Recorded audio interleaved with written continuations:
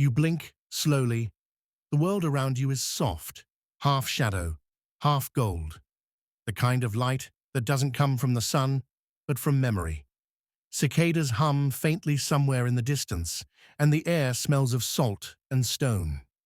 Marble pillars rise around you, worn smooth by centuries, and a breeze drifts through the ruins, carrying whispers that sound almost like words. So, before you get comfortable, take a moment to like the video and subscribe, but only if you genuinely enjoy what I do here. Go ahead, tell me in the comments where you're listening from and what time it is there. Greece, India, New York, doesn't matter. We all meet here, in this shared, drowsy hour between myth and sleep. Now, dim the lights, maybe turn on a fan for that soft background hum, and let's ease into tonight's journey together. You take a slow step forward. The world ripples. The marble beneath your feet feels cool and strangely alive. Somewhere ahead, you hear water, maybe a fountain, maybe the sea, but it feels like it's pulsing in time with your heartbeat. The horizon glows faintly blue, like the edge of a dream just beginning to form. You're not walking through history. You're walking through memory. Greece remembered through centuries of storytelling, where gods still breathe and mortals still whisper prayers under their breath. The night is gentle here. Olive trees sway in a sleepy rhythm, and the stars above seem close enough to pluck. You think you can see constellations you never noticed before. A lion with a tired yawn. A hunter setting his bow down for the night. A goddess untangling her hair. A faint murmur runs through the air. Not wind, not words, but something in between. The ancient Greeks believed the world itself could speak, that every rock, every tree, every breath of air was alive with spirit. You listen closely and realize they might have been right. The air hums softly, as if the gods are stretching their limbs after a long nap. In the distance, torchlight flickers. A temple stands half buried in shadow. It's quiet, except for the gentle lap of water, somewhere far below. You move closer, the world thickening with the scent of honey and smoke, the remains of old offerings. Somewhere nearby, a small bronze bowl still glows faintly, as if someone not long ago prayed for peace. Maybe it worked. You wander between the columns, fingertips brushing against cool marble. The grooves are deep, carved by hands that believed in something bigger, older, invisible. You feel that belief in your bones. It's not about worship anymore. It's about wonder. And above you, perched between clouds and eternity, are the gods. They're quieter than you expect. No thunder, no lightning, just a low, rhythmic pulse that might be laughter, or breath, or maybe even sleep. You pause, listening. Somewhere, a dove flutters. The night is full of small, secret sounds. A soft trickle of water, the sigh of the wind through fig leaves, the whisper of your own heartbeat echoing in a time that isn't quite now. In myths, the gods were everywhere. They weren't distant. They lived in rivers, in storms, in the flicker of firelight. They could be merciful or cruel, wise or vain. But one thing was certain. They were alive in everything. Even now, as the world around you shifts from ruin to reverie, you can sense them. You tilt your head back. The stars shimmer. Impossibly clear, impossibly close. You remember that the Greeks saw the night sky not as emptiness, but as a story. Every twinkle was a myth, every pattern a memory. And somewhere up there, someone is watching you back. The air hums again, a subtle vibration, deep in your chest. It feels like an invitation. You take another step, and the earth feels softer beneath you. Sand replaces marble. The ocean appears, its surface calm as glass, reflecting 1,000 tiny suns. The waves move in slow motion, like they're trying not to wake the moon. You breathe in, salt, wind, sleep, and then fire. Faintly, you hear them, voices layered over one another like distant lullabies, the whispers of the gods, not angry, not demanding, just curious. Another mortal, they seem to murmur. Still awake? You smile. Maybe, but not for long, because here, in this place between myth and dream, even time slows down. You lie down on the cool sand. The stars shift above you. The constellations breathe. The hum of the sea grows softer, slower, until it's almost indistinguishable from your own heartbeat. A shooting star streaks across the sky, but it doesn't burn out. It just fades, gently, like a sigh. You close your eyes, and as the wind moves through the olive trees, it sounds like the world is whispering one word over and over. The world feels heavier now, like velvet draped over a candle flame. The marble ruins fade into mist, and the sound of waves blends into the soft rhythm of your breath. You're not sure whether you're still awake or already drifting, but either way, it doesn't matter. Something ancient is waiting just beyond the next breath. You walk forward, through air that tastes faintly of rain and incense. The night has deepened, and with it, the feeling that you're not alone. You're being watched, but not in a bad way. It's the kind of attention that feels protective, curious, almost parental. And then, a whisper, not from a mouth, but from the air itself. It says your name, or maybe it's just the wind pretending to be divine. The Greeks believed the gods spoke in signs, not words. A flickering flame, a sudden chill, a dream that lingers too long. Maybe this is one of those signs, your small invitation to the realm of whispers. You look up. The sky isn't black anymore. It's alive. Layers of violet and blue ripple above like liquid silk. Every star trembles as if caught between laughter and silence. Somewhere behind those stars, the gods are stirring. Their world doesn't sit above yours. It bleeds into it. The mountain peaks that touch the clouds are their meeting halls, and the shadows in valleys are their resting places. Even the echo of your footsteps on the stone feels like something listening back. You take another breath, and the wind shifts. It smells of pine, honey, and smoke from burnt offerings. You're standing before an ancient altar. Nothing grand, just a weathered slab of stone, carved with patterns that time has half erased. A small flame flickers in a bronze dish, refusing to die. Someone lit this 1,000 years ago, and it's still burning. The whisper comes again, softer this time. "You found us," it seems to say. You lean closer, half expecting a face to form in the flame. But what you see instead are shadows, dozens of them. They move like clouds across marble, forming shapes. An eagle, a serpent, a woman with wings. They overlap, shimmer, and dissolve. Each one a whisper, each one a god.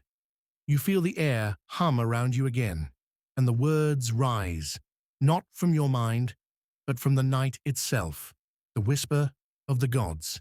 The Greeks once said the divine world was never silent. Even when the gods weren't speaking, their presence could be felt, in thunder, in dreams, in the quiet rhythm of the sea. Tonight, you feel it too. Your eyes drift shut for a moment. The darkness behind your eyelids swirls with images that aren't quite dreams. A flash of lightning in a crystal sky. A woman standing at the edge of the world, her eyes like galaxies. A hand reaching down from the clouds, palm open, waiting. Maybe it's Zeus, his voice rumbling like distant thunder. Not angry, not proud, just there. A reminder that power doesn't always roar. Sometimes it hums softly in the bones of the earth. Scholars still argue, you recall, whether ancient people truly believed their gods were real or symbolic. But here now, That debate feels meaningless. Whether they were real or imagined doesn't matter because you can feel them. The gods exist in the rhythm of the world. They always did. You listen. A faint giggle, light, mischievous, drifts past your ear. Hermes, maybe, darting through the shadows, testing how far you'll follow. The air shimmers where he might have just stood. A gold coin glints briefly in the sand, then disappears. Another voice, soft, melodic, like a lullaby, hummed from far away. Perhaps it's Artemis, whispering from the trees, her bow resting at her side. She doesn't speak in words, just in the cool hush of night that seems to follow her wherever she walks. And deeper still, under all the others, a steady, echoing sound, like a heart beating beneath the earth. You realize it's not the world's heartbeat, it's your own. The gods aren't somewhere far away. They live in rhythm, in breath, in sleep itself. The whispers settle into silence. Not the empty kind, but the thick, living quiet that feels like it's waiting for something to begin. The air grows warmer, softer, and the light changes again. The stars overhead seem to slow their shimmering, as though even they want to rest. You walk on. Beneath your feet, the sand turns to something smoother, almost fluid. The landscape ripples, and suddenly you're standing at the edge of everything. There's no ground, no sky, just an endless, swirling mist that glows faintly gold and blue. You've stepped into chaos. Not chaos the way people use the word now. No noise, no destruction. The ancient Greeks imagined chaos as the very first thing, the great calm nothingness that existed before creation. The space between breaths, the pause before thought. You feel weightless here. The air is thick, but it doesn't resist you. Every movement sends slow ripples through the void, as though the world is dreaming of itself. This is where everything began. You take a slow breath, and it feels like the mist is breathing with you. Out there, somewhere in the distance, you can sense shapes beginning to form. Not yet gods, not yet stars, just the idea of them. Potential, shimmering quietly in the dark. It's oddly peaceful. Scholars still argue whether chaos was meant to be a place, a force, or simply a poetic metaphor for nothingness. But as you drift through it, the word nothing feels wrong. There's something here, something vast and ancient and patient.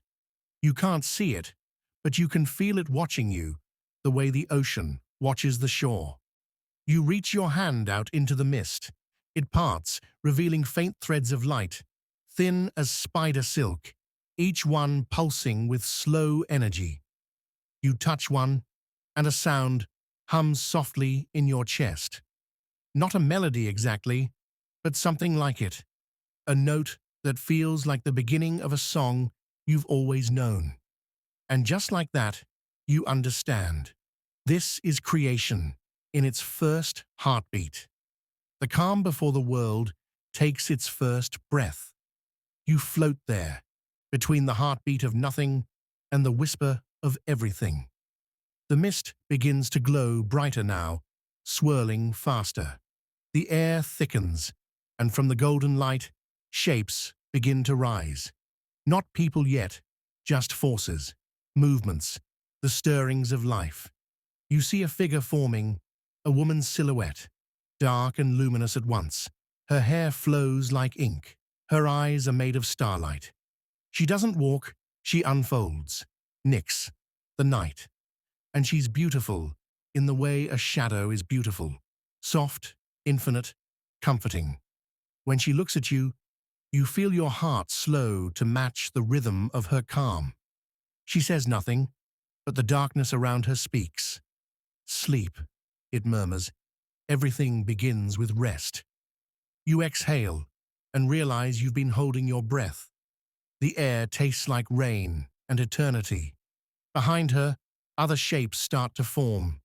Erebus, the darkness that fills all spaces, Gaia, the earth rising like a sigh, Tartarus, the depth that balances the height. But Nyx moves between them, quiet and graceful, as if she's guiding you through a dream she's painted herself. She reaches out one hand, and the threads of light follow her fingers.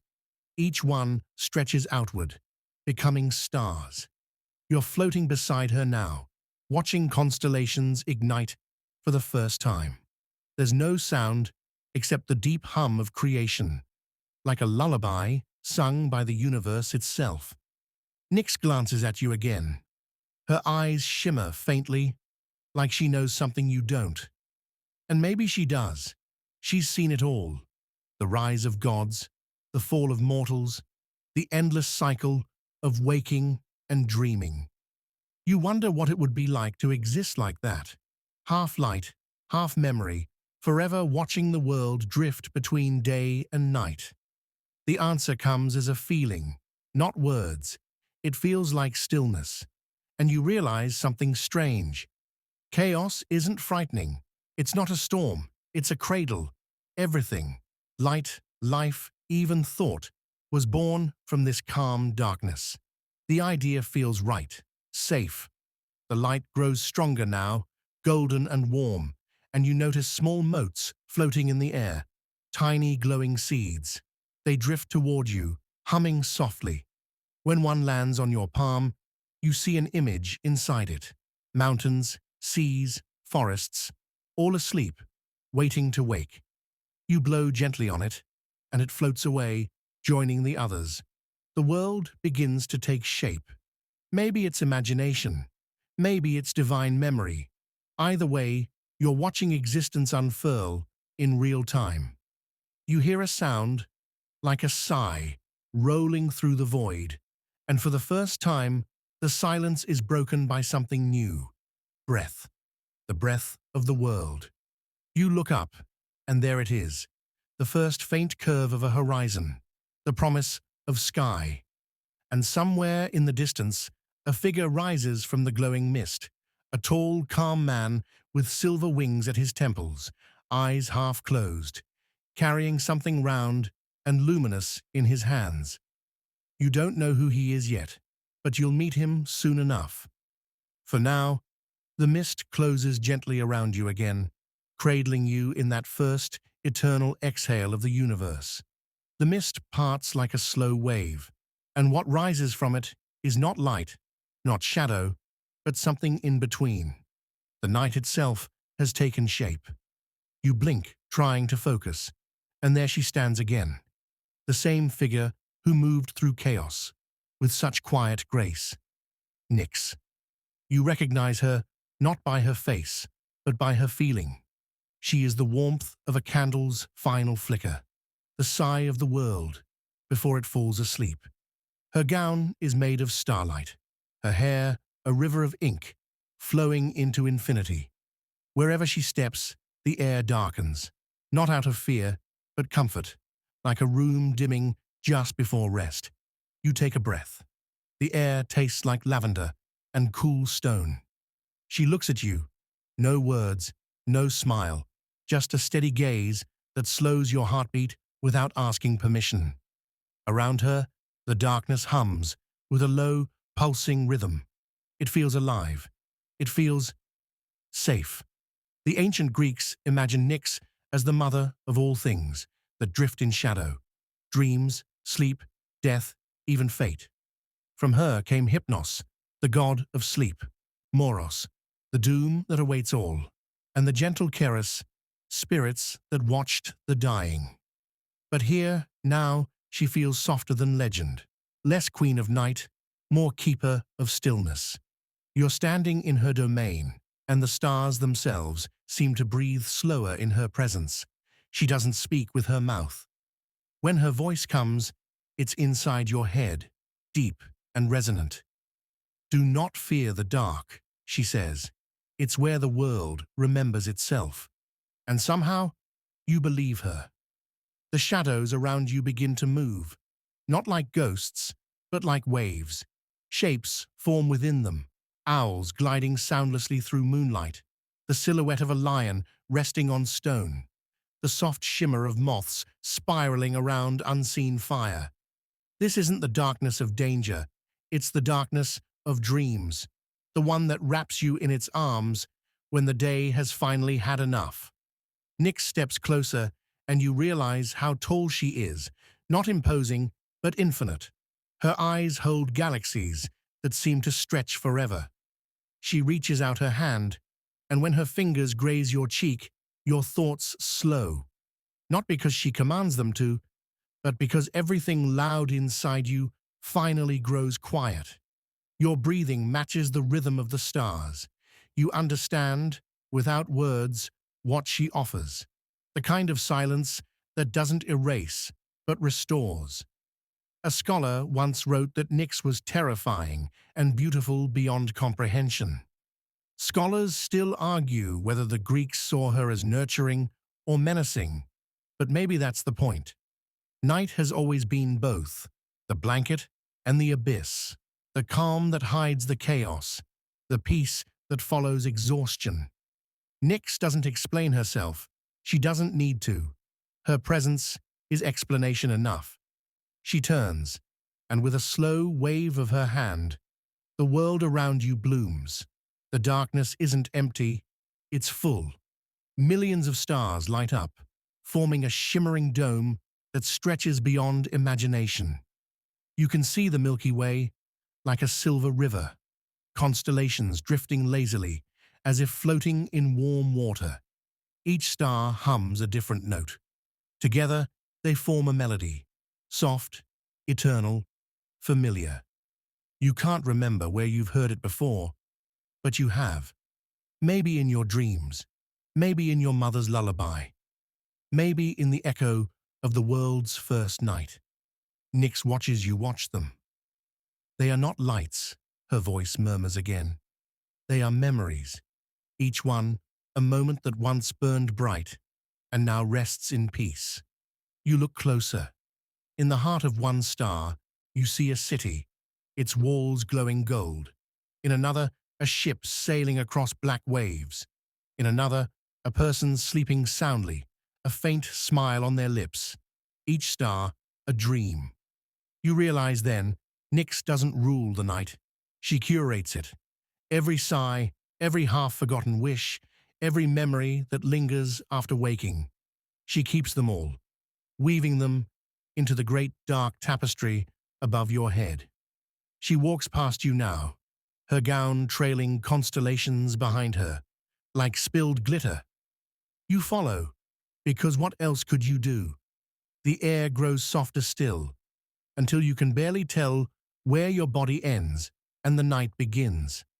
She leads you to the edge of a quiet lake, its surface perfectly still, reflecting the sky above like a mirror.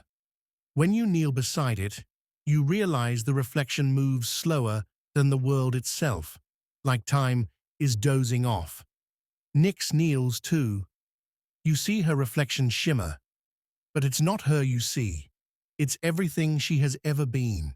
Storms, shadows, stars, lullabies. She looks at you again, her voice a whisper in the wind. You carry the day within you, she says, but you belong to the night too. The air grows cooler.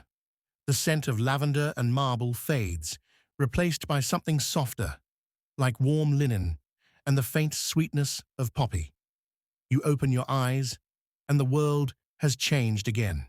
You're lying on a field of mist. Above you, stars drift lazily, glowing faintly gold. The ground isn't solid, but it holds you, as though invisible hands cradle your weight. Somewhere nearby, water flows. Not fast, not loud, just the kind of sound that could lull a storm to sleep. You sit up slowly. The horizon hums faintly silver, and from it, a figure approaches. He moves like a dream, fluid, silent, effortless. A gentle radiance clings to him, not the bright flash of gods like Zeus, but a muted shimmer, like moonlight through fog. His eyes are half closed, peaceful. At his temples, two small wings flutter lazily. Hypnos, the god of sleep. You recognize him the way you recognize a melody from childhood. You've known him your whole life without realizing it. He doesn't stride or float. He drifts. Even the air bends around him, slowing down to match his rhythm. When he speaks, his voice doesn't echo. It folds into your thoughts, smooth as silk. "You've met my mother," he murmurs, almost teasing. "She sends her quiet before I arrive." You smile. "Nix," you whisper, and the name feels like a lullaby leaving your lips. He nods.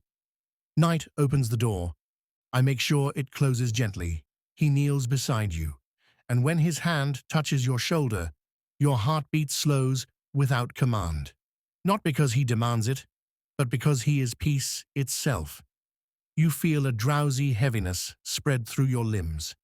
Your mind starts to fog, not unpleasantly, but like a candle flickering lower and lower, still warm, still alive. It's easy to see why even the gods respected Hypnos.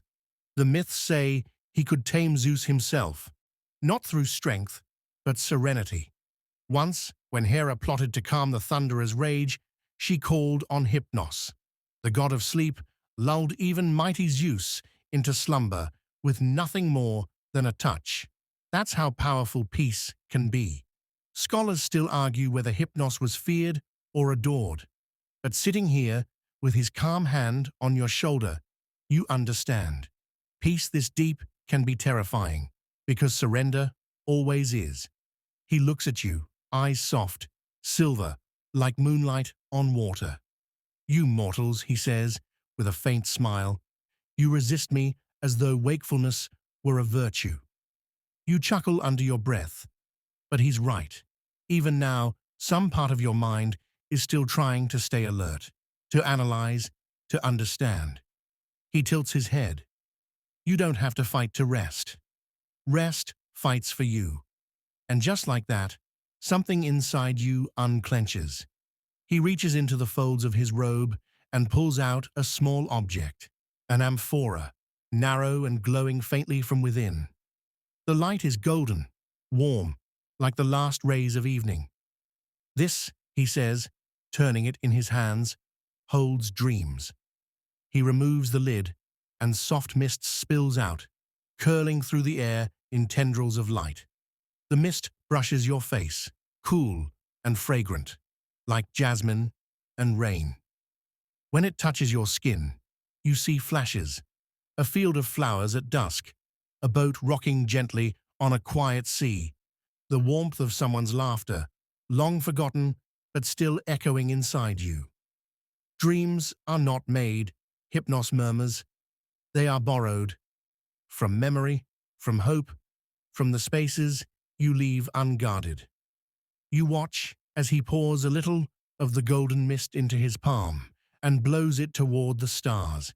It floats upward, scattering into glittering motes that join the night sky. "Each dream you forget," he says softly, "becomes a star. They never vanish, they just rise." You look up. The sky seems fuller now. Every faint shimmer could be someone's lost dream. Millions of tiny reminders that rest creates light. Hypnos smiles, faintly pleased. "I keep them all. The good, the strange, the ones that wake you with a laugh or a tear." He sets the amphora beside you, and for a moment it glows brighter, pulsing in rhythm with your breath. "You mortals think sleep is absence," he continues, "but it is presence. The world breathes with you when you close your eyes. Every living thing rests in my arms. Eventually you can't tell if that's comforting or chilling, but the warmth in his tone makes it feel like both." He stands, stretching slightly, his wings fluttering as if yawning. Around him, the air seems to soften even more. Flowers bloom where his bare feet touch the ground, pale blue blossoms that open only for the night. You realize that's another small miracle. The world doesn't fight rest, it welcomes it. Every petal, every wave, every heart needs a pause. Hypnos looks back at you, and the corners of his mouth curve in a knowing smirk. You're thinking too much again. You laugh. Sorry, don't be, he says. Thinking is what makes you human. Resting is what keeps you alive. He gestures toward the amphora. Keep it close, even when you wake. Dreams are bridges, not barriers. The golden light fades slowly until the amphora glows only faintly, like a heartbeat under glass. Then he takes a step back. My brother walks behind me, he says. Do not mistake him for fear. He is the stillness that waits at the edge of every dream. Thanatos, you whisper, the name of death. Hypnos nods, not grimly but fondly, like one might speak of a sibling who's simply misunderstood. Don't worry, he says with a wink. He's gentle when he's not working. He begins to drift away, each step dissolving him further into mist and starlight. You try to call out, but the words never leave your mouth. Your throat feels heavy, your eyes impossibly warm. You lie back again, the world folding around you like a soft blanket. The amphora glows beside you. The last thing you see is its light reflecting off the stars, the dreams of others joining yours in quiet harmony.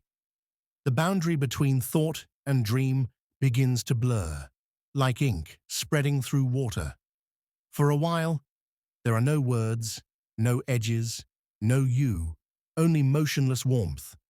Then, from somewhere deep within that quiet, the world begins to take shape again.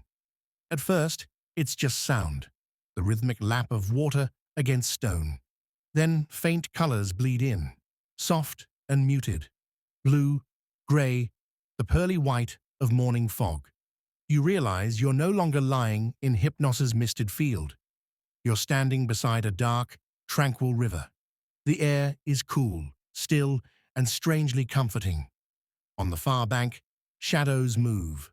Slowly, patiently, as if they've been waiting for eternity. You don't need to ask where you are. You know. This is the river that runs between dreams and forever. The Lethe, the river of forgetting. The stories say that all who cross it must drink from its waters to forget the pain of the living world before moving on. But tonight, the river seems gentler, almost luminous. The surface shimmers with faint reflections of memory. Childhood laughter, quiet evenings, faces of people you once loved. You crouch beside the bank, watching as the current curls around a cluster of floating petals. Then you notice movement behind you. Someone is there. He looks nothing like Hypnos. Taller, quieter, his presence feels absolute. Not heavy, not frightening, but final, like the last note of a song that lingers long after the music ends. His robes are darker than the night sky, yet soft, rippling with every unseen breeze. His face is calm, eyes deep and unreadable. In them, you see neither cruelty nor pity, only understanding. Thanatos, you whisper, and the name tastes like stillness. He inclines his head slightly. You've met my brother, he says. His voice carries no echo, no rise or fall, only the serene balance of completion. You nod. He said you were gentle. That draws a faint smile. He would know. I follow his steps more often than most realize. He kneels by the river, trailing his fingers lightly through the water. People fear me, he says quietly, because they think I steal what is theirs. But I only close what time has opened. You watch him in silence. There's no scythe, no wings of terror, just grace. When mortals sleep deeply, he continues, I come close. Not to take them, but to remind them what lies beyond fear. He gestures to the water. Look, you do. And suddenly, the surface changes. Reflected there is your life, stretched out in fragments. Every sleepless night, every laugh you thought you'd forgotten, every moment you wished would last forever. They move past one another like leaves in the current, brief, beautiful, unstoppable. Do you see, he asks.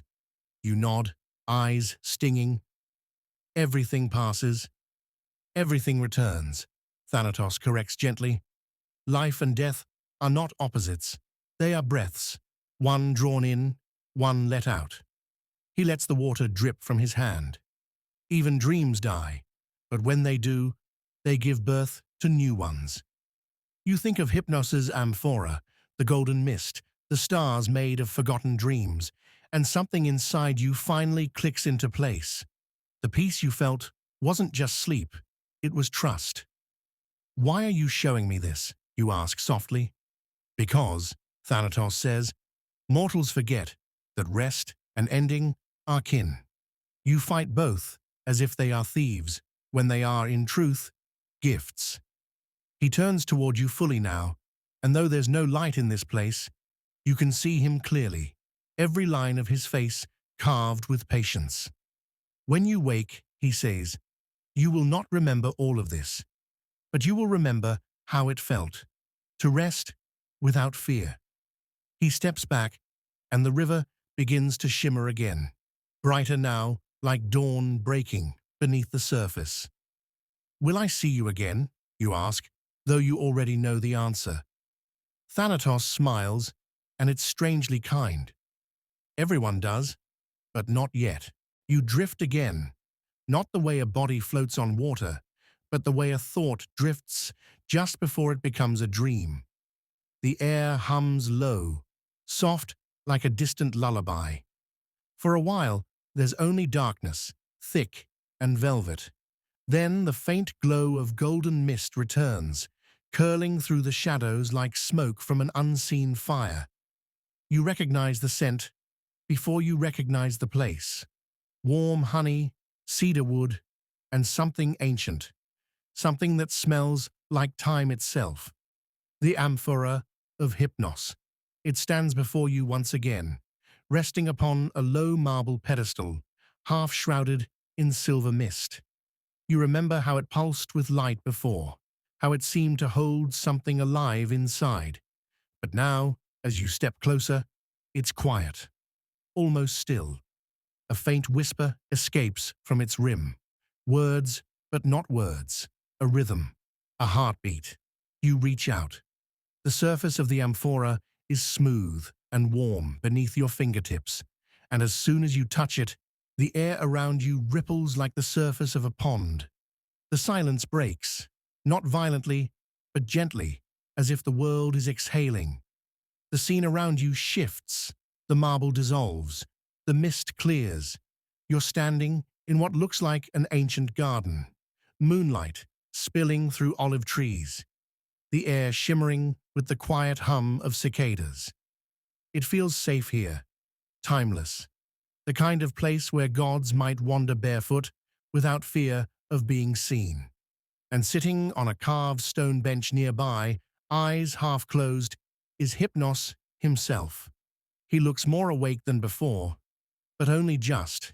His silver wings twitch slightly as though they've forgotten they exist.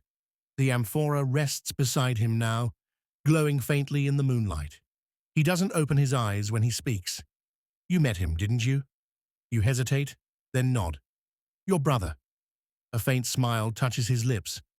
Ah, Thanatos, always so polite.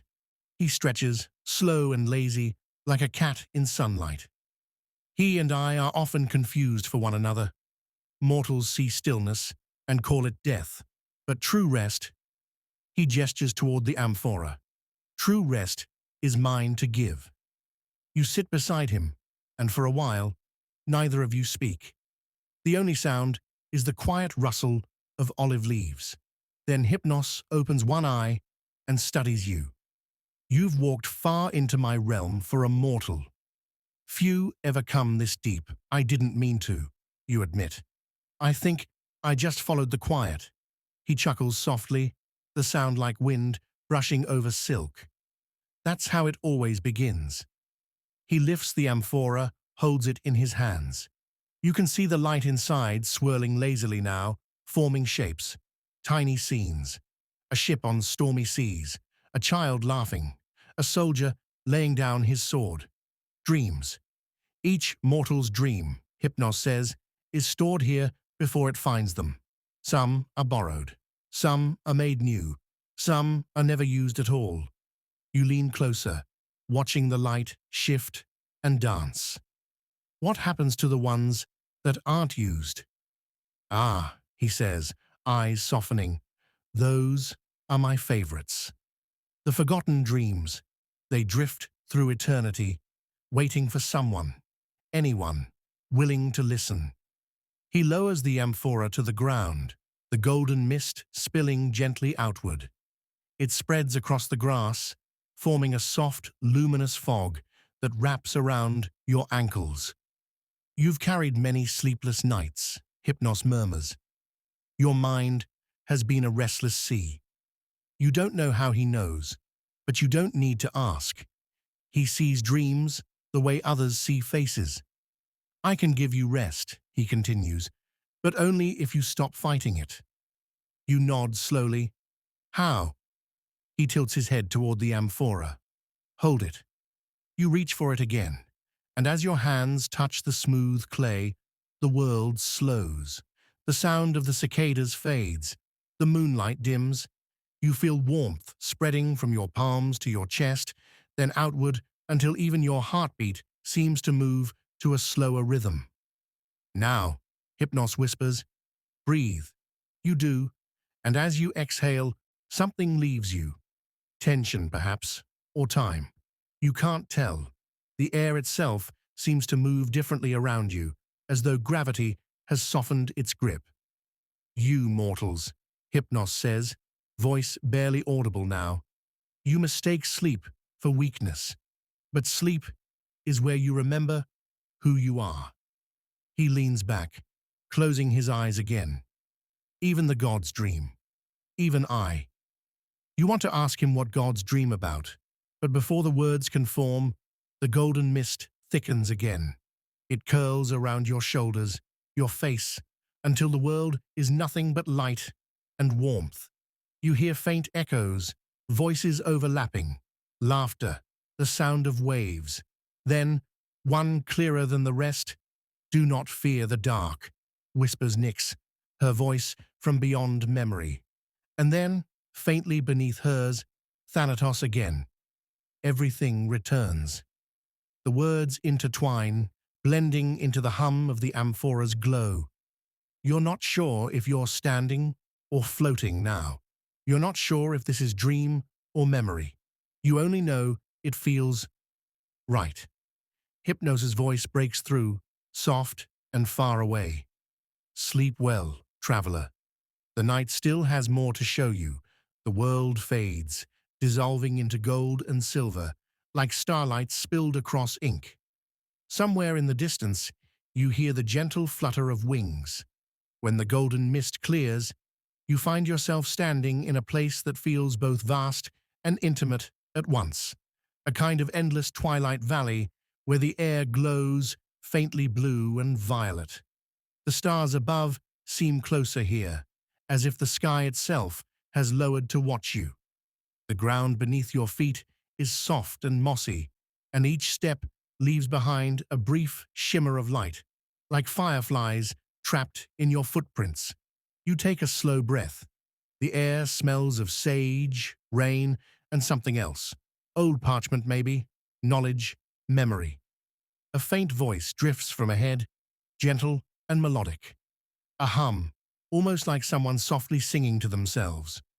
You follow the sound until you reach a quiet clearing surrounded by silver reeds that sway, though there is no wind. There, seated on a curved stone, is a woman. Her hair is pale gold, tied loosely in braids that fall over a gown the color of moonlit sand. Around her, small orbs of light float lazily, each one containing a flickering scene, a memory, a fragment, a dream being born. You realize who she must be even before she looks up. Mnemosyne, the Titaness of memory, mother of the muses, and according to some, the one who gifted humanity the ability to remember their dreams. Her eyes meet yours, calm and endless. Ah, she says softly, my grandson has sent you. You blink. Grandson, she smiles faintly. Hypnos, of course. My daughter was Nyx. Your mind spins for a moment. You've just met the grandmother of sleep itself. Mnemosyne gestures for you to sit beside her. Mortals are always chasing forgetfulness, she says, watching the orbs drift around her. They fear memory because it binds them, but without it, they would not know who they are. You think of the river Lethe, the water that wipes away remembrance, and realize this is its mirror. Here, in the domain of Mnemosyne, nothing is forgotten. She lifts her hand, and one of the glowing orbs floats closer. Inside it, you see yourself, curled beneath blankets, eyes fluttering as dreams unfold. You see flashes of your past, a place you loved, a voice that made you laugh, a day when everything felt possible. This is what dreams borrow from, she says. Your memories, your moments. Sleep weaves them together into stories so you may visit yourself again in peace. You watch, entranced, as another orb drifts by, this one holding an ancient scene. A Greek temple lit by oil lamps, priests offering honey and poppies at the altar of Hypnos. Mnemosyne touches it lightly. Did you know, she murmurs, that your ancestors built small shrines for sleep beside the temples of healing? Scholars still argue whether they believed rest itself was divine, or simply the doorway through which the gods whispered remedies. Her tone carries a faint amusement, as though she's watched countless debates unfold over centuries. Humans always want answers, she says, but sometimes peace comes only when you stop asking. She leans forward slightly, her voice lowering to a lullaby-soft tone. Every dream you've ever had, every strange, vivid, comforting dream, was shaped by what you carried from your waking life. But dreams also give back. They return what was lost. Piece by piece, you frown thoughtfully. Then, is every dream a memory? She shakes her head. No. Some dreams are promises, seeds of what could be. She gestures again, and suddenly, the orbs begin to swirl faster, forming a gentle spiral above the clearing. You can see flashes within them, ancient cities, poets writing by candlelight, mothers whispering to their children. Every story, every melody, every work of art, they all began here, in the marriage of memory and sleep. The muses, Mnemosyne says quietly, were born from my dreams, from my union with Zeus. They remind mortals what the night can teach, if they only listen. She looks at you again, and there's something knowing in her eyes. You, too, are here to remember. You've forgotten how to rest, how to trust the dark, but you wouldn't have come this far if part of you didn't still remember the comfort of night. You can't help but smile. It's been a while since I felt it. Mnemosyne rises, her movements fluid as moonlight. Then take this, she says, touching her fingertips to your temple. A rush of warmth spreads through your mind, like the sudden clarity of a half-forgotten song returning. Images flicker behind your eyes, old dreams, long since faded, running barefoot through rain, a soft laugh in the dark, the feeling of being held when you were small. Memory is not meant to trap you, she whispers. It is meant to ground you. Her hand lowers. Tell Hypnos I've not forgotten his duties. There are too many restless minds in your age. The darkness that follows Mnemosyne's departure is soft, not empty, like a deep breath held between heartbeats. You drift through it, weightlessly, and for a long moment, it feels like you've become part of the air itself. The world hums gently, as though it's singing you further into calm. Then, faintly, a glimmer appears ahead. Not gold this time, but cool blue, steady, rhythmic, pulsing like a heartbeat. You move toward it, slow and drawn, as if the air itself is guiding you. When you emerge from the shadows, You're standing in an enormous domed chamber carved from what looks like obsidian. Rivers of liquid light flow across its floor, curling into spiral patterns that pulse in time with some invisible rhythm. Above, constellations shimmer like living things, shifting with each blink. At the center of the chamber stands a figure, tall, robed in deep indigo, holding a torch that burns without heat. His face is calm but alert, his eyes the color of polished bronze. He regards you as though he's known you for a long time. "Ah," he says quietly, "the dreamer arrives." You recognize him from the old myths. The Greeks called him Morpheus, the son of Hypnos and the shaper of dreams themselves. The name means the molder, the one who gives form to the formless. He steps closer, the blue glow tracing the edges of his silhouette. "My father sends you deep," he murmurs. "Few mortals walk this far into the fabric of sleep." "I didn't plan to," you admit, "but I keep being invited." Morpheus smiles faintly. "As it should be." He gestures to the rivers of light flowing beneath you. "Do you know what these are?" You shake your head. "Dreams," he says simply. "Each one, a ripple in the current of human thought. They flow from the amphora of Hypnos, shaped by me and carried onward into the minds of mortals." You look down and realize the glowing streams contain flickering scenes, cities of impossible architecture, faces of strangers, creatures that shimmer between forms, entire worlds born and forgotten in seconds. "They look so real," you whisper. Morpheus's eyes soften. "They are real, for as long as they're believed. That's all reality ever is, isn't it? What you choose to believe in." You laugh quietly. "That's oddly philosophical for a god of dreams." He grins. "Dreams are philosophy in motion. Every night, mortals debate the meaning of existence without even knowing it." He kneels beside one of the light rivers and dips his fingers into it. The images ripple and rearrange themselves, forming a single, vivid vision. A man and woman standing on a cliff at sunset, wind tearing through their hair as they reach for each other, only for the world to dissolve around them.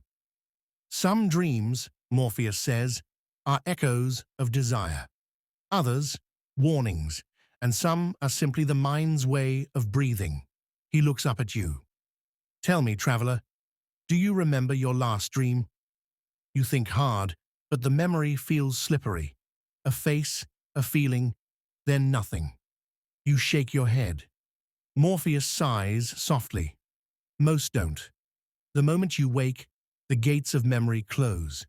Scholars still argue whether that forgetfulness protects the mind or blinds it. You watch as the dream streams shift again, taking new shapes. So you decide what people dream?" He tilts his head. "No.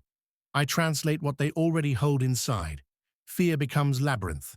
Hope becomes wings. Regret becomes rain." He waves a hand, and suddenly, one of the glowing currents lifts into the air, curling around you like a ribbon of light. Within it, you see hundreds of tiny dream fragments. Lovers dancing, storms raging, children chasing fireflies. "All this," he says softly, "born from the same mind that spends its days worrying about taxes and traffic." You laugh again. "That's oddly comforting." "It should be," Morpheus replies. "Dreams remind you that imagination is not gone. It's merely sleeping." He pauses, his gaze turning thoughtful. "But lately," he trails off, staring into the rivers as if seeing something far away. "Lately, the dreams of mortals are changing. No more forests and stars, only noise, metal, screens, static." He frowns slightly, and for the first time, you sense the weight of eternity in his voice. "Even the gods grow restless when humankind forgets to rest." You nod slowly, feeling a pang of recognition. "How many nights have you traded wonder for scrolling?" How many times have you chosen brightness over quiet? Morpheus looks at you again as though he's reading that thought right from your mind. But not tonight, he says gently. Tonight, you remember. He reaches into the current beside him and withdraws a single, glowing thread of light. He winds it around his hand, then offers it to you. A dream, he says. Yours, from long ago. One you left unfinished. You take it carefully. It pulses softly against your palm. Warm, alive. You can't see the dream clearly, only feel it. The faint sensation of wind, laughter, a sky full of birds. Finish it, Morpheus says, and it will find you again in sleep. He takes a step back, his form already fading into the blue mist. Tell my father I still shape the dreams of those who dare to listen. The rivers of light grow brighter, flowing faster. The sound of distant waves fills the chamber. Wait, you call out. Will I see you again? Morpheus smiles, his torch flickering one last time. Every night, he says, you just have to close your eyes. The blue glow surges, filling your vision. You clutch the dream thread tightly as everything dissolves into quiet, pulsing light. The light fades slowly, like dawn, deciding whether to arrive or not. You stand in the lingering blue of Morpheus's realm, clutching that glowing thread of dream he gave you. It feels almost alive, warm and faintly pulsing against your palm, like a heartbeat that isn't yours. As you look down, it unravels slightly, stretching into a trail that floats ahead of you. Without thinking, you follow. It winds between drifting clouds of silver mist, weaving through a forest that wasn't there a moment ago. The trees here glow faintly, their leaves translucent and trembling, whispering like they're sharing secrets about you. Every step you take leaves behind a tiny shimmer of gold, as though the world is rewriting itself to remember where you've been. Eventually, the dream thread leads you to an open glade. At its center lies a massive marble pool, still, circular, and perfectly reflecting the stars above. Around it, statues of winged figures watch in silence. You recognize them from old myths. The Oneiroi, the brothers of Morpheus, Phobator, the bringer of nightmares, and Phantasos, the weaver of illusion. You feel them before you see them. A ripple in the air, a slight drop in temperature. Then, from the far end of the pool, a soft rustling, like feathers brushing against stone. A figure steps out of the darkness. He's taller than Morpheus, his eyes a deep violet, his wings stretched wide and black as storm clouds. His face isn't cruel, just intense. You've wandered far, he says. His voice hums low, echoing faintly around the glade. You already know who he must be. Phobator, you whisper. He nods once, the faintest hint of amusement in his expression. Few mortals speak my name without trembling. I've heard stories, you admit carefully. He smirks. They usually leave out the part where I'm necessary. He walks toward the pool, the tips of his wings brushing the surface. The water ripples, showing not reflections, but visions. Quick, sharp, unsettling. You catch flashes of things you feared before. Being lost, being alone, the sound of a clock ticking too loudly in the dark. Your chest tightens. Nightmares, he says simply. My art. My burden. Why create them, you ask, your voice smaller than you'd like. Phobator looks up, and his gaze softens, unexpectedly. Because without fear, you'd never wake. He gestures toward the water. The ripples fade, replaced now by calmer images. Someone laughing. The slow rise of dawn over the sea. A child holding a lantern in the dark. You see, he murmurs, dreams remind you what you love. Nightmares remind you what you can survive. You watch the shifting images, feeling the truth of his words settle deep inside you. Mortals curse me, Phobator continues, but they forget that I protect them too. When danger hides in the waking world, I let them practice facing it here. You blink. So, nightmares are lessons. He chuckles. Sometimes, they're warnings, and sometimes his tone drops to a whisper. They're simply the parts of you that you've locked away, asking to be seen. He kneels beside the pool, drawing his fingers through the surface. The water swirls, forming the shape of a massive black horse, galloping through clouds. The old poets called me the bringer of beasts, he says. I ride through dreams, wearing their faces. Every roar, every shadow, it's me, but it's also you.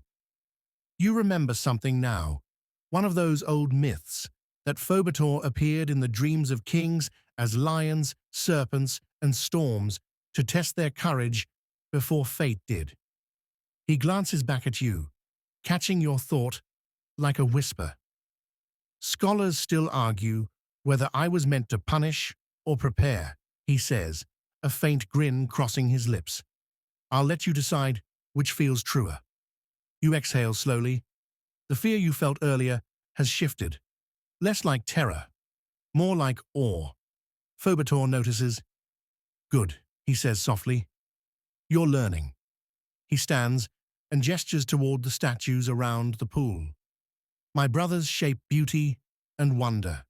I shape the edges of both. Without shadow, there is no light. Without trembling, there is no rest. He walks closer until he's standing directly in front of you.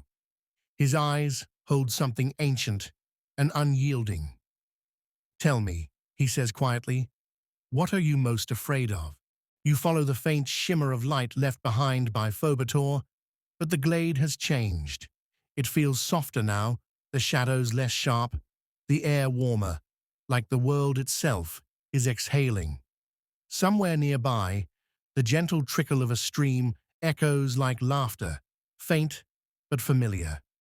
From the corner of your vision, a ripple of silver moves, and then another. Shapes solidify from the mist. Figures taller than you expect, fluid, almost unreal. Their faces are serene, their movements slow and deliberate. You recognize them at once. Phantasos, the third brother of Morpheus, the weaver of illusions. While Phobator brought fear, Phantasos crafts the subtle and the strange, the impossible made real, the surreal given form. He gestures to the surroundings, and suddenly the glade shifts. Trees bend into improbable angles, flowers bloom in colors you didn't know existed, and the stars above twist and spiral, forming impossible constellations. The ground beneath your feet seems to ripple like liquid glass. You've wandered far, Phantasos says, voice melodic and strange, like wind chimes in slow motion. Few mortals come this deep without forgetting themselves. I think I've forgotten some things already, you admit. And he chuckles, a sound that makes your chest feel light, as if gravity is loosening its grip. That is the point, he replies. Illusions are not lies. They are the mind's way of seeing what reality cannot show it. He walks past you, trailing fingers along the shifting air. Every gesture changes the landscape. A tree sprouts golden leaves. A pond's surface becomes a mirror. A hill folds into a spiral. Dreams are my domain, he continues. I teach the sleeping mind that the impossible is always possible, if only it dares to imagine. You watch, fascinated, as he moves closer. His eyes are a deep, calm violet, reflecting constellations that twist like ribbons of light. Do you understand yet? He asks softly. Not fully, you admit. It feels limitless. He nods, a slow, knowing gesture. Good. Dreams must be limitless. Without the unexpected, sleep becomes just rest. Mundane, predictable, forgettable. I give color to the formless, rhythm to the silent. life to what should have none. Phantasos gestures again, and the mist around you forms shapes. A city floating in the sky, fish swimming through the air, people walking backward as if in reverse time. Your waking life is orderly, predictable. Sleep should challenge that. It should make you question what you know, what you think you know. You step closer, mesmerized. Even the strange dreams, the ones that make no sense, they have meaning. Of course, he says, his voice echoing faintly. Not all meaning is obvious. Some is felt, not understood. Some remains hidden until it teaches you a lesson you need, not the one you expect. A small, playful orb of light drifts toward you. Inside, you see yourself running across a field under violet skies, the ground folding and unfolding beneath your feet, like waves. You laugh softly. I'd never dream this on my own, you say. That is why I am here, Phantasos replies, to show what you could not conjure alone, to shape the infinite into forms your mind can touch. He leans closer, voice lowering to a whisper that seems to resonate in your bones. Scholars still argue whether Phantasos existed for mortals or only for the gods. But look at you. You have seen me. That should answer their questions. You nod, feeling a warmth spread from your chest. There's no fear here, no tension, only a strange, comforting awe. Phantasos steps back, stretching his arms wide. The glade pulses with color and light, then slowly begins to settle into a softer glow. The impossible shapes fade, leaving only traces of their magic, a sense of wonder lingering like perfume in the air. You will wake soon, he says, but remember, not all that is strange should be feared. Some of it is exactly what you need to grow. You breathe deeply, letting the feeling seep into your bones. You feel lighter, more open, as if a window has been opened in your mind and a gentle breeze of imagination is flowing through. Phantasos watches you for a moment longer, then dissolves into mist, leaving behind only the faint shimmer of twilight and the whisper of possibilities. You step forward, toward the fading light of the glade, knowing that this lesson, the gift of wonder, will follow you into sleep, into dreams, and perhaps even into waking life. The world tilts, softening at the edges, until you feel the pull of Hypnos's amphora again, the golden warmth that carries you further into the night. You drift once more, pulled by the gentle tug of the golden amphora in your hand.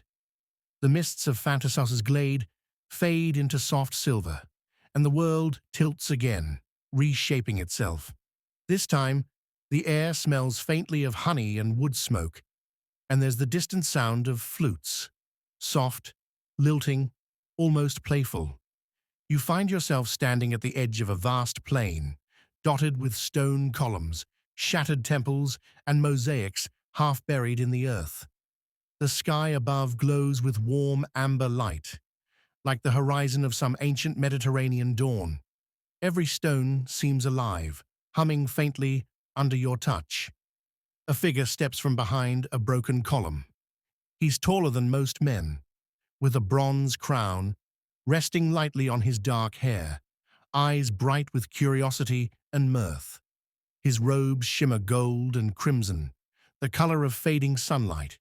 You recognize him immediately, Asclepius, the god of healing, though he doesn't appear as the solemn healer of statues. Here, he moves freely among ruins, tending to broken stones as if they were patients, coaxing their fractures into soft alignment. "Welcome," he says, voice gentle but firm. "I've been expecting you." You frown. "I thought this was about sleep, not healing." He smiles, and the faint lines at the corner of his eyes deepen. "Sleep is healing," he says. "Without rest, the body falters, the mind unravels, and the soul forgets how to breathe. Mortals chase remedies, herbs, magic. But the simplest medicine has always been a closed eye and a quiet hour. He gestures to the plains around you. The ruined temples seem to hum with latent energy, faintly glowing in the amber light. Even here, where time has broken things, rest restores them. Sleep touches what the waking world cannot. You step forward, noticing tiny details you hadn't before. The cracks in the marble columns filled with wildflowers, the mosaic tiles forming patterns that shift subtly as you move, and faint glimmers of light tracing hidden paths across the ground. See, Asclepius says softly, even ruins remember when you give them attention. The same is true for humans. He kneels beside a small fallen column and presses his hand to it. The marble shimmers, cracks knitting themselves closed, then fades back into its natural weathered state, as if restoration and decay exist simultaneously. You remember Hypnos's amphora, the golden mist of dreams, and the lessons from Morpheus and his brothers. Sleep is not passive. It acts. It molds, restores, and sometimes teaches through what the mind chooses to reveal. Scholars still argue, Asclepius continues, whether rest is a gift from the gods or a survival mechanism, but the truth is simple. The body, mind, and spirit are all intertwined. One falters, and the others follow. He stands, brushing dust from his robes, and gestures to the horizon. A faint river winds through the plains, glimmering silver in the light. Sleep, like healing, is a river, he says. Flow with it. Let it carry what is broken to restoration. You feel the pull again, the golden light from Hypnos's amphora, mingling with the amber of this world. The warmth is familiar, comforting, but stronger now, filling your chest with a gentle pulse. Asclepius steps closer, lowering his voice to a soft murmur. Tonight, the world needs rest. Mortals chase countless remedies, but what they need most is often simplest. Close your eyes. Breathe. Let the night do its work. You close your own eyes briefly, feeling the energy of this realm seep into you. Your thoughts quiet, your heartbeat slows, and the tension you didn't realize you carried begins to melt. When you open your eyes again, the plain has softened further. The ruins blend seamlessly with the natural landscape. Flowers bloom where cracks once were. Streams reflect the sky above. The warmth of Hypnos's light and the gentle pulse of Asclepius's presence create a perfect harmony. He smiles, faintly teasing. Do not underestimate sleep, mortal. Even the smallest hour of rest restores more than you know. And then, as gently as he appeared, he steps back into the amber haze. The plain seems to sigh around you, a living exhale, leaving behind only the soft shimmer of the amphora in your hand. You realize, finally, that sleep and healing are entwined. One cannot exist fully without the other. The knowledge settles deep in your chest, soft and golden, ready to carry you further into the night. The golden light fades, replaced by a cooler glow, soft silver like moonlight on quiet water. You step forward, feeling a shift in the air, as though the world itself is holding its breath. The hum of Asclepius's healing plain grows faint behind you, and the sound of slow, rhythmic waves takes its place. You're standing at the edge of a vast lake, smooth as glass, reflecting an enormous full moon. The surface ripples faintly with every whisper of wind. The air smells of lavender and salt, and something faintly metallic, like starlight turned liquid. A single swan glides past, its feathers almost translucent, trailing lines of light behind it. And in that glow, you notice a figure standing on the far side of the lake, slender, serene, and radiant. Her robe shimmers like flowing silk spun from the moon itself. Her hair drifts weightlessly around her, each strand catching light as though dipped in silver. When she looks at you, her eyes are calm, bottomless, ancient. Selene, goddess of the moon. You've seen her in old paintings, on vases, and in stories told to children. But none of them prepare you for this. The soft authority she carries, the strange blend of grace and distance. She moves without sound, the hem of her robe gliding across the lake as if the water exists only to hold her reflection. Another wanderer through dreams, she says, voice low and melodic, like a lullaby spoken by the sea. You walk far from your waking shore. You manage a small nod. I've been traveling through sleep. Selene tilts her head slightly, studying you. Through the domains of Hypnos and his sons, she murmurs. Few mortals ever pass so deep into night. She gestures toward the lake. The ripples form intricate patterns, circles within circles, constellations mirrored in motion. You walk within the rhythm of rest, she continues. But every rhythm needs its counterpoint. Hypnos brings stillness. I bring motion, the tide of dreams, waxing and waning. You kneel beside the lake and touch the water. It's cool, but not cold. Your reflection shivers, stretching into countless ripples before settling again. Sleep is not silence, Selene says, watching you. It breathes, it moves, it cycles as I do. Mortals think of it as darkness, but it is a tide that pulls and releases, heals and hides. She steps closer, and you see faint symbols carved into the cuffs of her robe, tiny crescents, waves, and eyes. Scholars still argue, she adds, whether I am the moon itself or merely its guardian. But what does it matter? The light touches your dreams all the same. You smile faintly. So you guide sleep? She shakes her head slowly. Not guide. Accompany. I illuminate. I watch. When your mind drifts too deep, I bring you back with my reflection. Without me, you would drown in dreams and never wake. She raises her hand, and the moonlight brightens, spreading across the water until it feels as though you're standing inside a sphere of light. The swan circles once and lands gracefully beside her, dipping its head as if in reverence. Selene extends her other hand toward you. Look, she whispers. The lake's surface changes again. Now, instead of the moon, it shows the world of the waking. The quiet room where you sleep, the slow rhythm of your breathing, the soft pulse of life. Even now, she says, your body listens to me.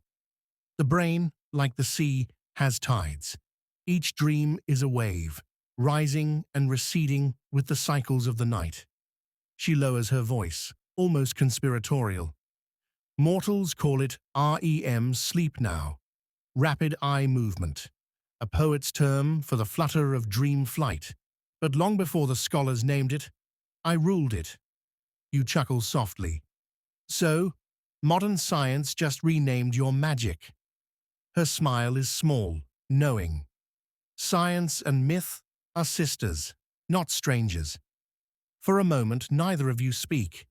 The lake glows faintly beneath the moon's reflection.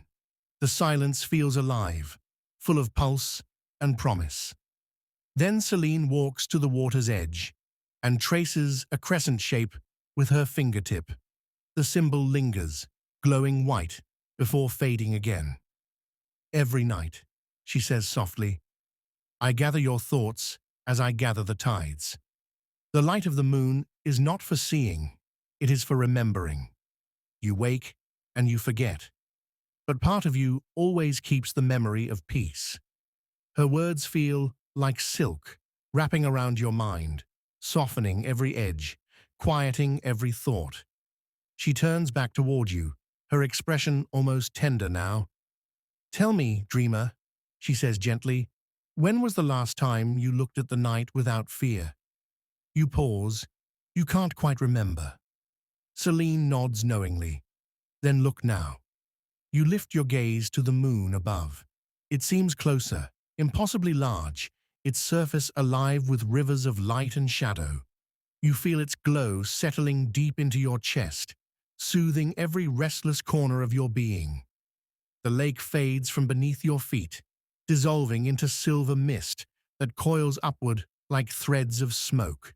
You blink, and suddenly, you're surrounded by soft light, the faint glimmer of dawn that isn't quite morning yet. The air hums with distant chimes, and everything smells faintly of sea breeze and freshly lit incense. When your eyes adjust, you realize you're standing inside a great marble hall. Its pillars stretch endlessly upward, carved with shifting patterns that seem to move if you stare too long. Between them hang curtains of light, gently swaying as if a breeze passes through, but you feel none. At the far end of the hall, a figure reclines upon a throne, not golden or jeweled, but carved from ivory and shadow. The figure's face is half hidden, but the voice that greets you is smooth and commanding. "Welcome to the threshold between wake and dream," says Hermes, messenger of the gods, lord of travelers and transitions. He looks younger than you imagined. Sharp eyes, faint smile, the kind of presence that suggests he's always halfway between sincerity and mischief. His sandals, faintly glowing, rest lightly upon the steps of his throne, and a staff with twin serpents, his caduceus, leans casually against his shoulder. You bow instinctively. "Hermes, god of messages?" He grins, "Among other things, but tonight, I'm more of a guide.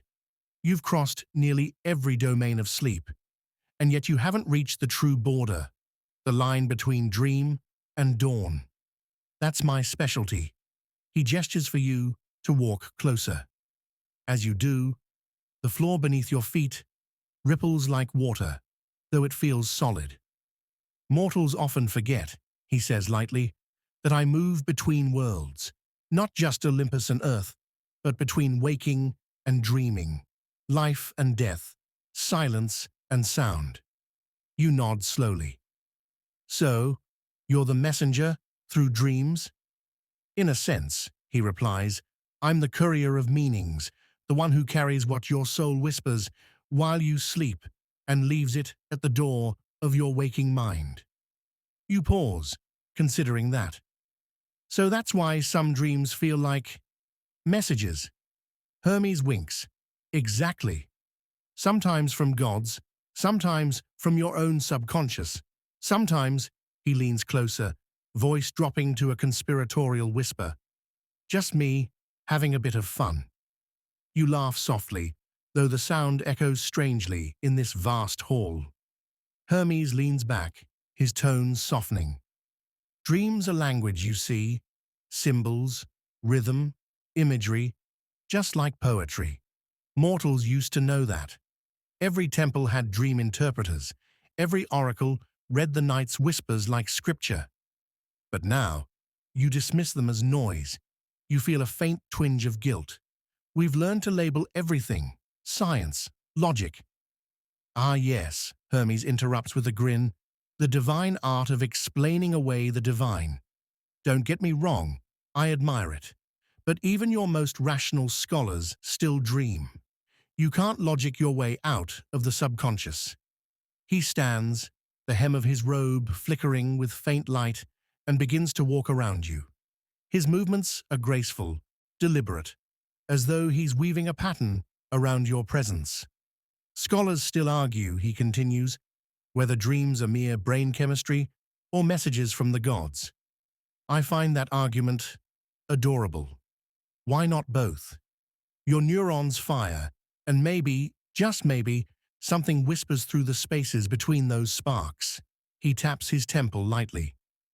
"There's more to this than circuits and cells." You smile faintly. "You make it sound like sleep is a kind of divine signal." "Exactly," Hermes says, pleased. "A frequency you tune into each night, without realizing how extraordinary that is. You cross worlds every single night, and wake thinking nothing happened. He steps back toward his throne, picking up his caduceus. The serpents coil and uncoil lazily, their golden scales glinting in the soft light.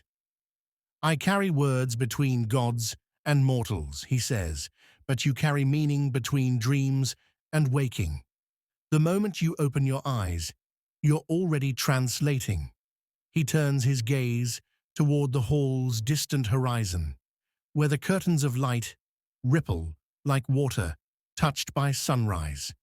And when you can no longer hear those messages, he adds, you lose a part of yourself. That's when mortals stop listening to intuition, to wonder, to myth. And then he looks back at you, eyes gleaming.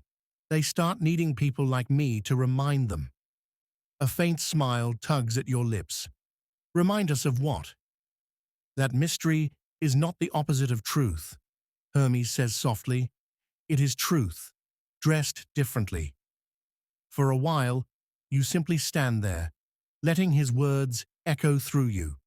The hall feels alive now, the pillars breathing faintly, the air pulsing like the rhythm of a heartbeat. Then Hermes tilts his head toward the shimmering curtains behind him. Your next step lies through there. Beyond this veil, night gives way to dawn. You've seen the gods of dreams, of healing, of moonlight, but now comes choice. To wake or to wander deeper. You blink, and the shimmering veil you stepped through dissolves into gold dust. The air feels warm now, heavy with the scent of cedar, and something faintly sweet, like honey left in the sun. You're no longer in Hermes' hall. Instead, you stand in a sprawling field of reeds, swaying gently beside a slow, luminous river. The water moves with the rhythm of breath, each ripple glinting like molten glass. At first, you think it's dawn. But no, the light is too steady, the sky too vast and cloudless. Then you realize this isn't sunrise, it's eternity at rest.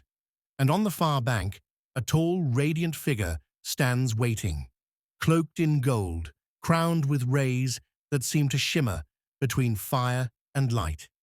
His face is calm but powerful, and when he looks at you, it feels like he's seeing through time itself. Helios, the sun titan, the one who drives his chariot across the sky every day.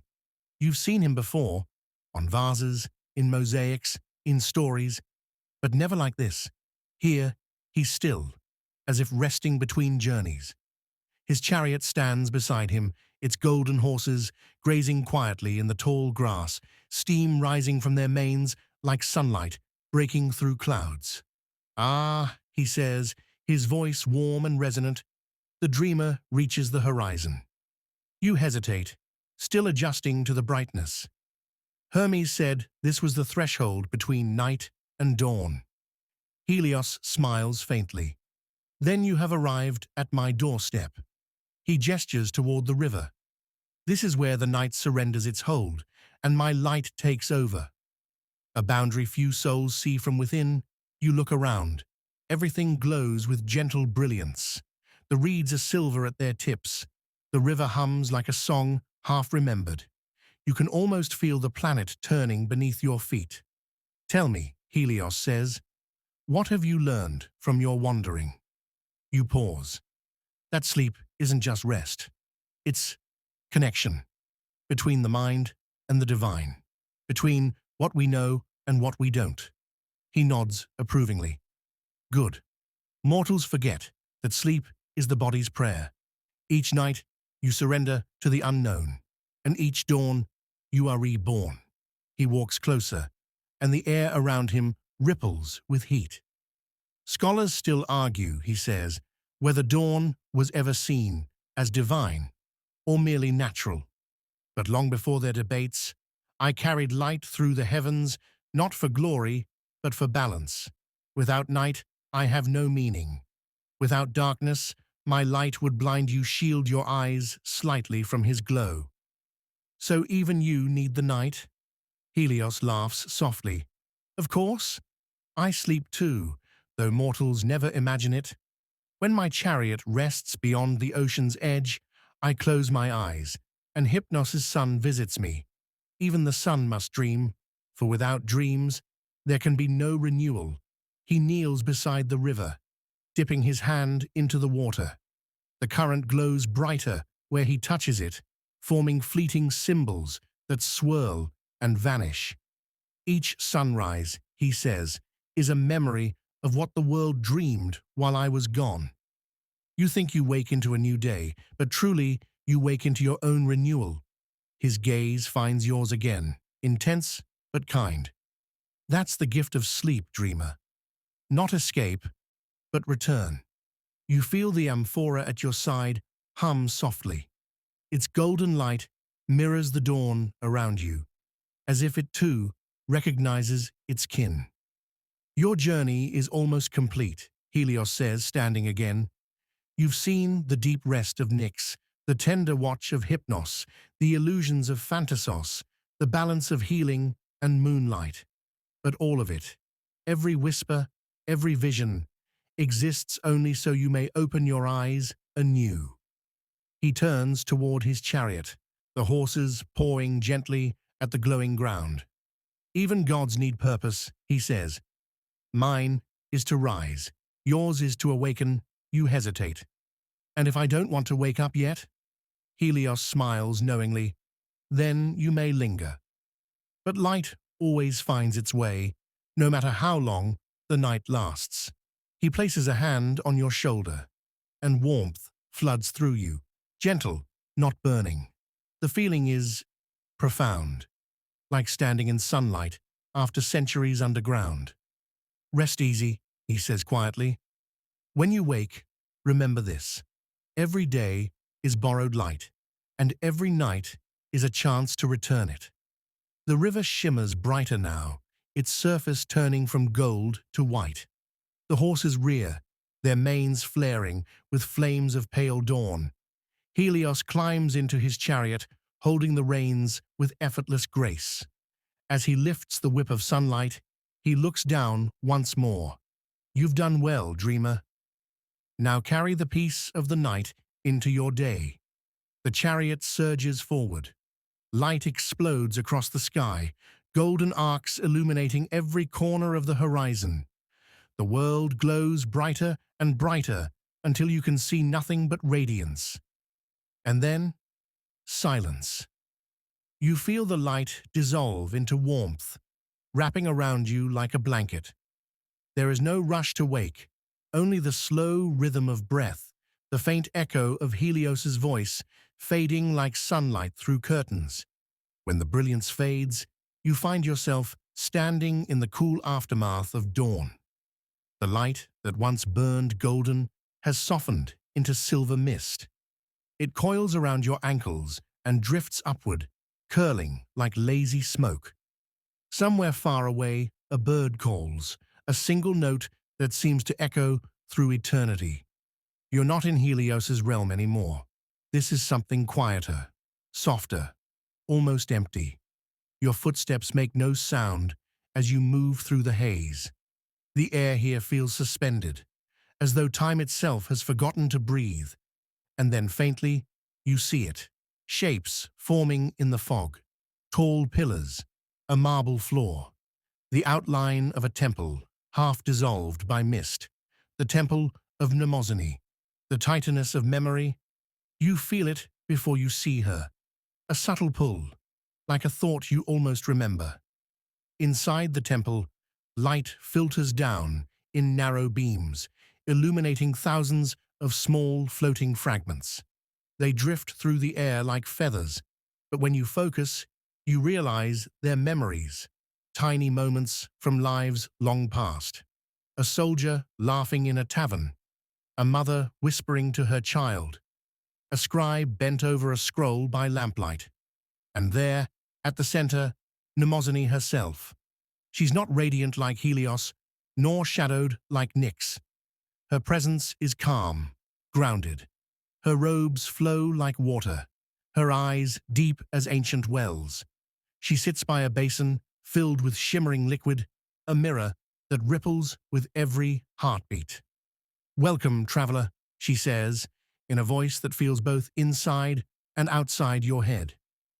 You've crossed through dreams, but memory is the soil in which they grow. You approach, careful not to disturb the floating fragments. You mean dreams come from memory?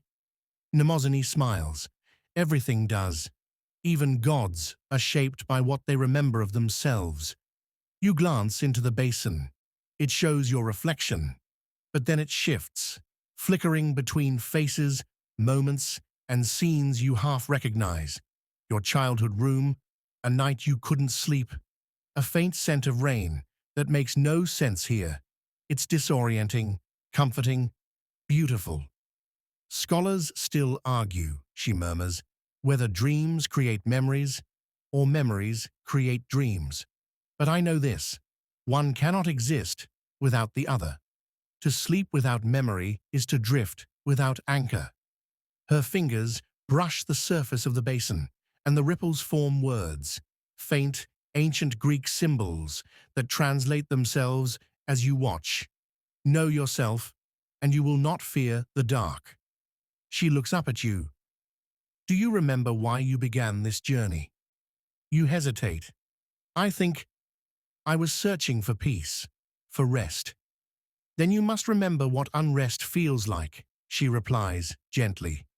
Peace has meaning only because of what came before. The basin shimmers again, showing flashes of the earlier parts of your voyage. Hypnos's hall, Nyx's starry veil, Hermes's sly smile. They flicker like old film reels, connecting you back to everything you've seen. Mnemosyne rises, her form towering but serene. Mortals think of sleep as forgetfulness, she says, but that is only half the truth. Each dream you dream is your mind remembering itself differently. Sleep is not the loss of self, it is rehearsal for waking anew. You let that sink in. A small quirky detail catches your attention. Etched on one of the temple's pillars is a series of carved symbols, tiny eyes, all closed. What are those, you ask? Mnemosyne follows your gaze and smiles faintly. Each one is a dream, remembered by someone who woke and spoke it aloud. I keep them here so that the world does not forget what it once imagined. You run your hand across the carvings.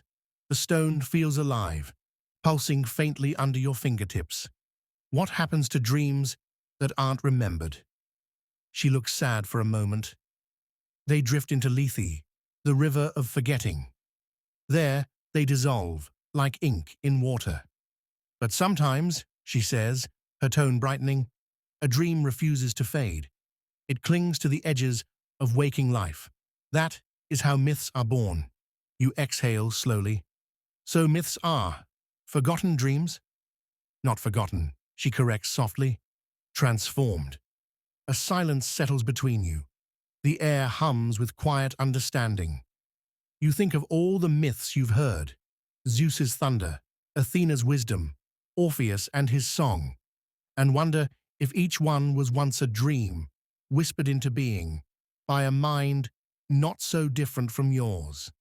Mnemosyne dips her hand into the basin once more and offers a drop of the shimmering water to you.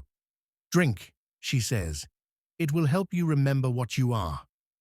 The liquid is cool, but as it touches your tongue, it floods you with warmth. Images flash behind your eyes, faces, places, moments you didn't even know you'd lost. The feeling isn't overwhelming. It's peaceful, grounding. You will need this, she says. Memory is what ties dreams together. Without it, your path would scatter like dust. The mist of Mnemosyne's temple fades behind you, and now the air changes, cooler, heavier, with the faint scent of damp stone and iron. You feel the world tilt slightly, as if you're descending, step by step, into some place far older than memory. Your sandals crunch against gravel. The ground slopes downward into a narrow passage, carved from rock, lit only by flickering torchlight. The flames don't behave normally, They sway against the draft, yet somehow stay frozen mid-flicker, as if time stutters here. A low hum vibrates through the air, deep, rhythmic, almost like breathing. The sound seems to come from everywhere at once, and then it hits you. You've heard whispers of this place since the beginning. This is the cave of Morpheus, the heart of dreams. When you step inside, the air feels alive. Threads of color drift in the darkness, silvers, blues, golds, each one pulsing like veins in a sleeping mind. The walls are covered with carvings of sleeping figures, their eyes closed, their expressions serene. Between them, rivers of mist curl like smoke from incense. And there, at the center of it all, sits Morpheus himself. He's not what you expect, not majestic, not terrifying, just still. His body seems woven from smoke and moonlight. His face shifts constantly, taking on the faint outlines of thousands of others, as if every dreamer in the world leaves a trace upon him. His eyes, when they finally meet yours, glow with the calm understanding of someone who's seen every secret but judges none. "So," he says, voice smooth as velvet, "you've reached the core." You hesitate, half whispering, "You're the one who shapes the dreams." A faint smile touches his lips. "Shape, number." I translate. "Dreams are not my creations, they are yours.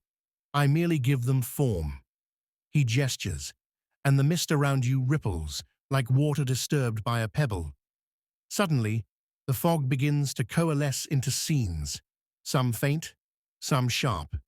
A child running through fields, a city made of glass, a ship flying through stars, a lover's hand slipping away. "All of these," Morpheus murmurs, "are yours, and yet not yours. They belong to the collective hush between thought and forgetting." The scene shifts again, showing a sleeping man beneath a tree. "This one," Morpheus says, "dreams of a golden deer he will never catch. That dream will make him rise early tomorrow, walk to the forest, and find a path that leads him home. That is my art, not the dream, but the nudge." He looks at you again. Scholars still argue whether dreams serve the mind or the divine. I find it amusing. They forget that both come from the same place, the yearning to see what cannot be seen while awake. You walk closer to him, the air thick with drifting light. "But why do some dreams comfort us, and others haunt us?" Morpheus folds his hands, the motions slow and graceful. "Because comfort teaches nothing. Fear reminds you that you are still alive." That answer lingers, unsettling, but true. He rises from his stone seat, and the entire cave seems to pulse with his movement. "Once," he says softly, "mortals feared me. They built shrines, left offerings of poppy and milk, begged for gentle visions. Now, you simply scroll through glowing screens until sleep drags you under." His tone is not bitter, just amused. A soft chuckle escapes him. "You dream less now, did you know that? The world hums too loudly for silence to catch you." A flicker of embarrassment rises in your chest. You can't deny it. The late-night noise, the glow of devices. It's true. Even sleep feels different now. Morpheus senses your thought. "Don't worry," he says, with a faint grin. "The dreams still come. They just hide behind the hum." He steps closer. "Would you like to see what you look like when you dream?" You nod before realizing what you're agreeing to. He waves a hand, and the air thickens, forming a translucent image before you.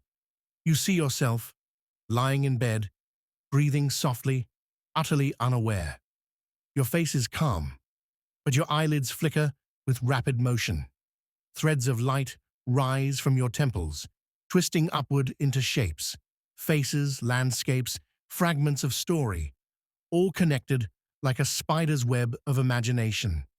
That, Morpheus says gently, is the real you, half spirit, half animal, reaching beyond the skin. You watch in silence. It's strange and intimate, like spying on your own soul. There's an old detail I enjoy, Morpheus continues, his tone playfully thoughtful. In some forgotten villages, people believed dreams were carried by tiny silver moths. They'd flutter from sleeper to sleeper, weaving their stories through the night. Sometimes, he smiles, I still send them. You glance around and sure enough, small luminous shapes dart through the air, wings glinting like moonlit glass. One lands on your shoulder, weightless and warm. What happens, you ask, when we wake? He tilts his head. Then, my world collapses. But don't mourn it. It is meant to. Dreams live by dying each morning. You look at him for a long moment. And when we die, then, he says softly, you wake somewhere even I cannot follow. For a moment, silence. The torches flicker again, and you swear you hear 1,000 whispered stories passing through the walls. Morpheus looks toward the ceiling, where the mist parts to reveal a faint glow, the first blush of morning seeping into the dream world. It's almost time, he murmurs. When you wake next, remember this. No dream is wasted. Even nightmares are just truths in disguise. He steps back, his figure beginning to fade into the mist. Go now, he says, voice echoing gently. The night has only one more secret to show you. And then he is gone, dissolving into silver light that drifts upward like smoke. The cave hums softly, a heartbeat slowing, settling, easing towards silence. The mist begins to thin, and you feel yourself rising, weightless, peaceful, carried toward a horizon of faint gold. The silver mist of Morpheus's cave fades away, and the sensation of rising gives way to something heavier, earthbound, ancient. You land, softly, on a surface that feels both firm and alive. Grass, perhaps. The faint smell of herbs drifts through the air. Thyme, lavender, something wild and resinous. You open your eyes to find yourself standing in a moonlit grove. Marble ruins lie scattered like bones across the clearing. Vines coil around toppled columns, and cicadas hum in the distance, their song slow and hypnotic. A soft stream cuts through the grove, catching the moonlight like liquid glass. You take a deep breath. The air here feels pure, still heavy with the residue of old prayers. Something about this place makes your pulse slow. A gentle voice breaks the silence. Walk quietly, dreamer. You are standing in the garden of Asclepius. You turn, and there he is, the god of healing, leaning against a stone pillar, half in shadow. His robe is simple white linen, his hair bound loosely behind him, and in his hand a staff entwined with a living serpent that glows faintly green. His expression carries the tired calm of someone who has seen pain for centuries and learned to meet it with patience.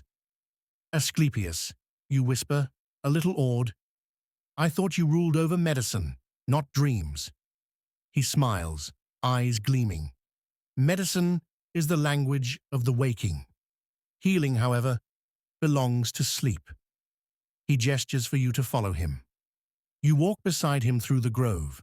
Fireflies drift between the trees like floating embers, illuminating faint carvings on the marble slabs.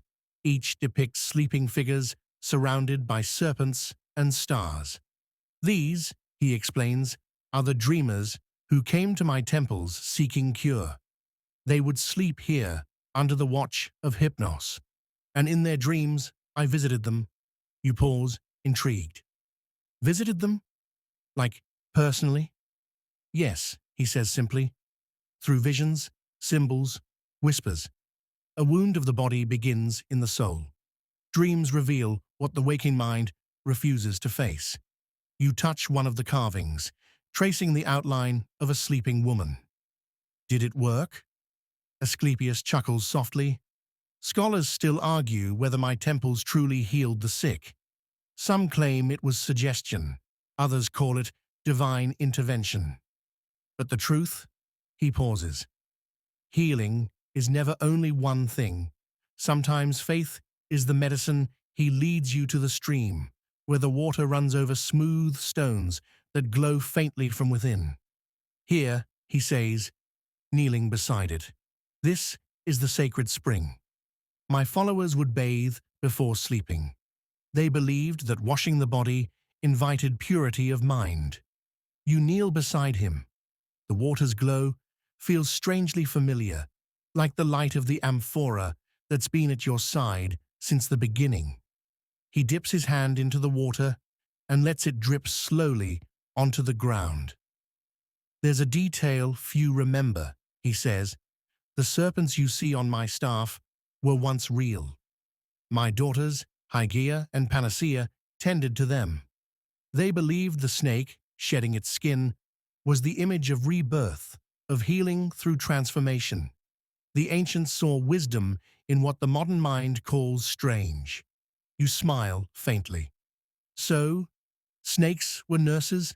He laughs quietly, the sound low and soothing. In their way, yes. And unlike most patients, they never complained. You both watch the stream for a moment. The reflection of the moon dances on the rippling water. You realize the entire grove seems to breathe in rhythm with it. The trees swaying slightly, the grass shifting in slow waves. I see why they came here, you murmur. It feels safe. Asclepius nods. Safety is half of healing. The body cannot mend when the mind is at war. He looks at you now, the weight of his gaze calm but penetrating. Tell me, dreamer, what wound brought you into the realm of sleep tonight? When the healing grove fades, you find yourself standing somewhere vast and echoing, a marble courtyard beneath an open sky streaked with twilight purple and rose. Columns rise like ribs of a sleeping giant, and between them, the wind hums low, carrying the faintest strains of music. You follow the sound until you see her, sitting on the edge of a stone fountain, plucking softly at a golden lyre, is Eos, the goddess of the dawn. Her hair glows with the soft blush of sunrise, and her skin radiates that strange, shifting light between night and day. She hums as she plays, her tune gentle and hypnotic, like the promise of morning whispered through mist. You stand quietly, listening. The notes weave through the air like the first bird song after a storm. Fragile, almost shy. When she looks up and sees you, she smiles faintly. You walk lightly, she says. Most mortals arrive still clinging to sleep. I'm learning to let go, you reply. Good. She gestures to the fountain. Then sit. The night has been long, you do. The stone is cool beneath you. The water in the fountain glows faintly gold, like sunlight liquefied. Eos plucks another note. I can feel the path of your dreams trailing behind you, she says. Nyx's shadows, Hypnos' breath, Hermes' mischief, Helios' fire, Morpheus' illusions. You've crossed nearly every threshold between rest and waking. You nod, suddenly aware of how heavy your journey feels. I didn't realize sleep had so many guardians. Eos laughs softly. You mortals think of sleep as absence, when in truth it's a kingdom, one as intricate as Olympus itself. You walk through its provinces every night, though you remember almost none of it. She tilts her head, studying you. Tell me, dreamer, do you fear waking? You hesitate, then admit, a little. It feels like losing something beautiful. Her eyes soften. You cannot lose the night. It lingers in your blood, even as the light returns. Every dawn I bring, I also mourn. There's something deeply melancholy in her tone. You mourn? You ask quietly. Of course. She runs her fingers along a lyre string, and the note rings pure. Each morning, I tear the night from the world's arms. Lovers who would sleep longer, poets who chase dreams, wanderers like you. I separate them all from what they cherish. You can't help but smile a little. You make it sound cruel. She chuckles. Not cruel. Necessary. Even dreams need boundaries. Her gaze drifts upward, toward the horizon, where the first hints of light tremble like embers. There's a story no one remembers, she says softly. When I first fell in love with a mortal named Tithonus, I begged Zeus to grant him immortality. He did, but I forgot to ask for eternal youth.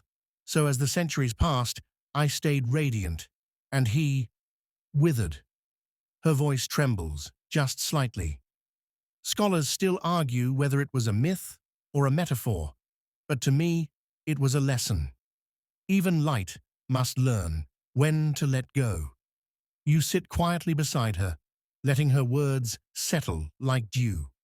The fountain gurgles softly, and for a moment, everything is still. The in-between moment of the world, holding its breath before the first sunrise. Then she leans forward, cupping her hands in the glowing water, and lets it spill gently across her palms. Here, she says, touch this. It's dawn water, the first light before it wakes. You dip your fingers in. The water feels cool, then warm, then something else entirely, like 1,000 tiny memories of mornings you've lived through. The smell of wet earth, the sound of birds, the quiet before alarm clocks and notifications. It feels alive, you murmur. It is, Eos says. Every morning, I pour this light across the world. It washes away the dreams that cling too tightly. Without it, mortals would drown in yesterday's shadows. You look down at the rippling glow, then back at her. And what happens to the dreams after you wash them away? She smiles faintly. They rise again at dusk. Nyx gathers them, Hypnos scatters them, and the cycle continues. You dream not because you must, but because the universe insists on remembering itself. The music from her lyre shifts, now slower, more tender. It sounds like the last verse of a lullaby you didn't realize you knew. She watches you quietly, her gaze half light, half longing. It's almost time, she says. When you wake, you'll forget most of this. That's how it should be. Mortals cannot carry the full weight of sleep into the sun. You nod, though a part of you wants to protest, to stay, to linger in this strange peace. But Eos shakes her head gently, as though reading your thought. Don't mourn the waking. You've seen what few ever glimpse. Carry that calm into your day. That is all we ever ask. A warm breeze stirs the courtyard, and you notice the sky growing brighter. The edge of the world is catching fire, pale gold bleeding into the clouds. Eos stands, her glow deepening until her whole body seems woven from dawn itself. Not sudden, not harsh, just the slow blooming of it, like dawn unwrapping itself inside your mind. For a moment, you hover between worlds, the hush of dreams still clinging to your skin, and the crisp breath of waking life calling you back. Your eyelids flutter. When you finally open them, you're met not by marble columns or glowing fountains, but by the quiet familiarity of your own room, the soft fabric beneath your fingers, the faint hum of the world beyond your window. Yet something is different. The air feels thicker, alive somehow. You can almost hear the echo of that golden lyre still vibrating faintly in your chest. The memory of Eos's voice, her words about dawn, loss, and the beauty of letting go, lingers like a perfume that refuses to fade. You sit up slowly. Your body feels lighter, as though the night took something heavy with it when it left. You breathe in deeply. The first breath of morning feels sacred, almost ceremonial. For the first time, you notice things you never did before. The way light pools across the floorboards like spilled honey, the quiet rhythm of your own heartbeat, the way shadows retreat without resistance. There's a calm inside you now, a stillness that no noise can touch. You remember the faces, Nyx's dark serenity, Hypnos's gentle hand, Hermes's flicker of mischief, Helios's fire, Morpheus's silvery smile, and Eos's radiant sorrow. You remember what they taught you. That rest is not absence, that dreams are not illusions, that waking is just another form of remembering. You swing your legs over the edge of the bed. Your feet touch the ground. It feels like crossing a threshold, a quiet promise between you and the day. Outside, the world is already stirring. Birds stitching the morning together with song, distant footsteps, the hum of life unfolding. And you realize none of it feels ordinary anymore because you've seen what lies beneath it. You've walked through the hidden architecture of night. You've met the weavers of dreams, the keepers of sleep, the bringers of dawn. And now you carry their silence with you. The stillness becomes your compass, the calm, your hidden strength, the awareness that every waking moment is cradled by the infinite, your quiet secret. You stand, stretch, breathe again. And as you do, sunlight kisses your face through the window, and you hear, faintly, as if from somewhere far beyond hearing, "Walk gently, dreamer. The day is only another kind of dream." You smile. The words settle inside you, becoming part of your breath. Then, without fanfare or ceremony, you step forward, out of night, into morning, carrying with you the ancient calm of gods. The morning doesn't last. It never does. By the time the sun climbs high, that golden calm begins to waver, like a reflection trembling on water. You find yourself walking along the edge of a quiet shore, where the sea hums softly to itself, the same way you might when you're lost in thought. The sand is warm beneath your feet. The waves come and go with lazy precision, each one whispering something just beyond understanding. You lean closer, and that's when you hear it, faint, melodic, like the echo of a forgotten lullaby. "We remember you, dreamer." You freeze. The sea shouldn't remember anything. But then again, this isn't quite your world anymore, is it? Out beyond the shallows, the water darkens, ripples bending like silver fabric in the light. A shape moves beneath the surface, a silhouette, long and fluid. Then, breaking the surface with a quiet sigh, she appears. Thetis, mother of Achilles, sea nymph, keeper of tides, and the soft ache of memory. Her hair glimmers like threads of liquid glass, her eyes, two deep pools that seem to hold storms and stillness at once. When she speaks, her voice doesn't so much sound as vibrate through you. "Greater than, you have wandered where few mortals dare," she murmurs, "between sleep and sea, between breath and forgetting." You blink, dazed. The horizon behind her bends slightly, as though reality itself is tilting to listen. Thetis steps closer, her feet never quite touching the sand. Droplets rise in tiny spirals around her ankles, floating for a heartbeat before falling back into the surf. "The gods dream too," she says, though they pretend not to.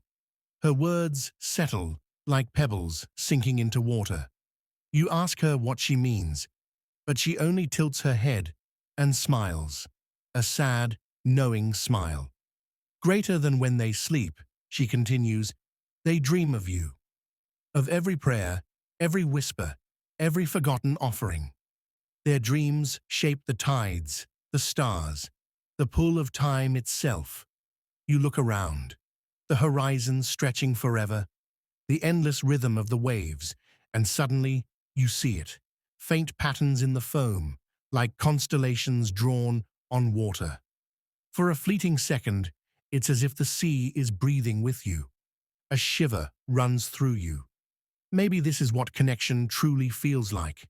Not a god above, or a mortal below, but an endless exchange, a rhythm that neither begins nor ends. Thetis watches you, eyes softening. Greater than, you've walked through the dreams of gods, she says. Now learn how to listen to your own. She raises her hand. The waves swell, curling inward, folding around you like the embrace of something ancient and gentle. Salt touches your lips. The world hums low and deep. And as you close your eyes, her voice fades. A whisper beneath the waves, a reminder that even the sea remembers the dreamer who dared to listen. When the sea's voice finally fades, it's replaced by another sound.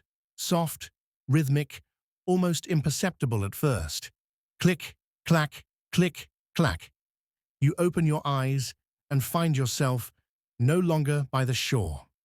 Instead, you're standing in a dimly lit chamber that smells faintly of wool, iron, and time itself. The floor beneath you is woven with patterns of gold and black threads spiraling outward like a spider's web that never ends. In the center sit three women, silent, steady, working without pause. The Moirae, the Fates, Clotho, Lachesis, and Atropos, the trio who spin, measure, and cut every life that ever was or will be.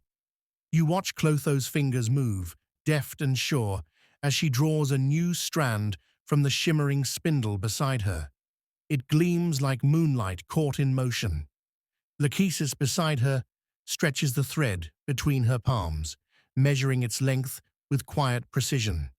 And Atropos, the eldest, holds her shears, gleaming and sharp, waiting. You don't dare breathe too loudly. The air hums with inevitability. You can feel it. This is the pulse beneath all creation, the rhythm that decides when beginnings bloom and endings arrive. Without looking up, Clotho says, "Ah!" Another dreamer wanders through Lachesis' hums, never pausing her work. This one's thread has tangled itself in strange places. Atropos chuckles, a dry, papery sound, greater than, "Let's see if it's worth untangling." Your heart stutters. You ask, cautiously, if they know who you are. Lachesis finally glances up, her eyes reflecting both kindness and indifference in equal measure. Greater than, "You are what you always were, a story in progress." A story. You think about all the lives you've walked through in these dreams, kings and gods, rivers and stars, laughter and loss. Maybe she's right. Maybe every dream, every choice, is another line in some cosmic narrative. The fates continue their work, and you notice something strange. The threads are not all the same. Some glow faintly, others fade into shadow. Some pulse like living veins. Each thread, Clotho explains, is a moment, a breath, a heartbeat that believes itself eternal. Lachesis adds, "Greater than we measure not by length but by meaning." Atropos grins, tapping her shears lightly. Greater than, and when meaning ends, snip, a single thread falls. No drama, no thunder, just quiet finality. You swallow hard. There's something brutally peaceful about it. No cruelty, no mercy, just balance. You look closer and realize the tapestry they weave isn't just random. It's a living thing. Patterns shifting like water, new colors blooming as others fade. Somewhere in that vast weave, you swear you see a faint, golden line pulsing. Your thread, perhaps. It glows softly, curving between thousands of others, touching, intertwining, drifting apart. A cosmic dance of cause and consequence. You've crossed many stories, Lachesis says, her voice like wind through fabric. But the one that matters most? She leans closer. Greater than is the one you weave when you wake. A quiet stillness settles. The shears lower. The fates return to their rhythm. Click, clack, click, clack. You step back, letting the sound guide your breathing. In, in, out, until even the weight of destiny feels soft. And when you blink again, the chamber fades, leaving behind only a single golden thread wrapped gently around your wrist. A reminder that even if your story is small, it's still part of the great weave. The golden thread pulses faintly against your wrist, a quiet heartbeat connecting you to the invisible weave of fate. You walk forward, and the world bends once again, transitioning seamlessly from the chamber of the Moire to a shadowed forest, heavy with the scent of damp earth and night-blooming flowers. In the distance, faint notes drift through the air, soft, haunting, almost human.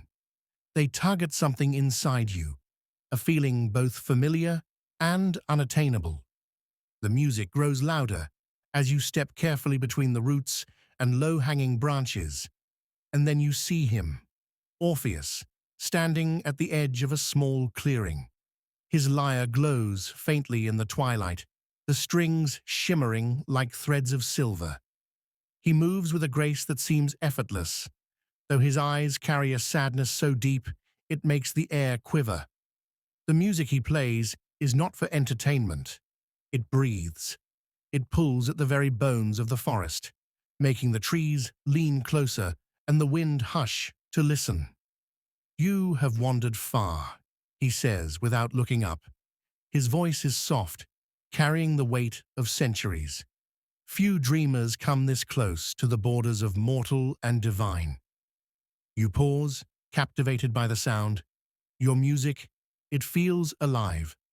Orpheus finally looks at you. "It is," he says quietly. "Music carries memory, grief, hope, the essence of the soul." Scholars still argue whether it is the music that shapes the heart or the heart that shapes the music. But I know this: the two are inseparable. You take a step closer, noticing the lyre's subtle glow reflects not only his face, but the world around him.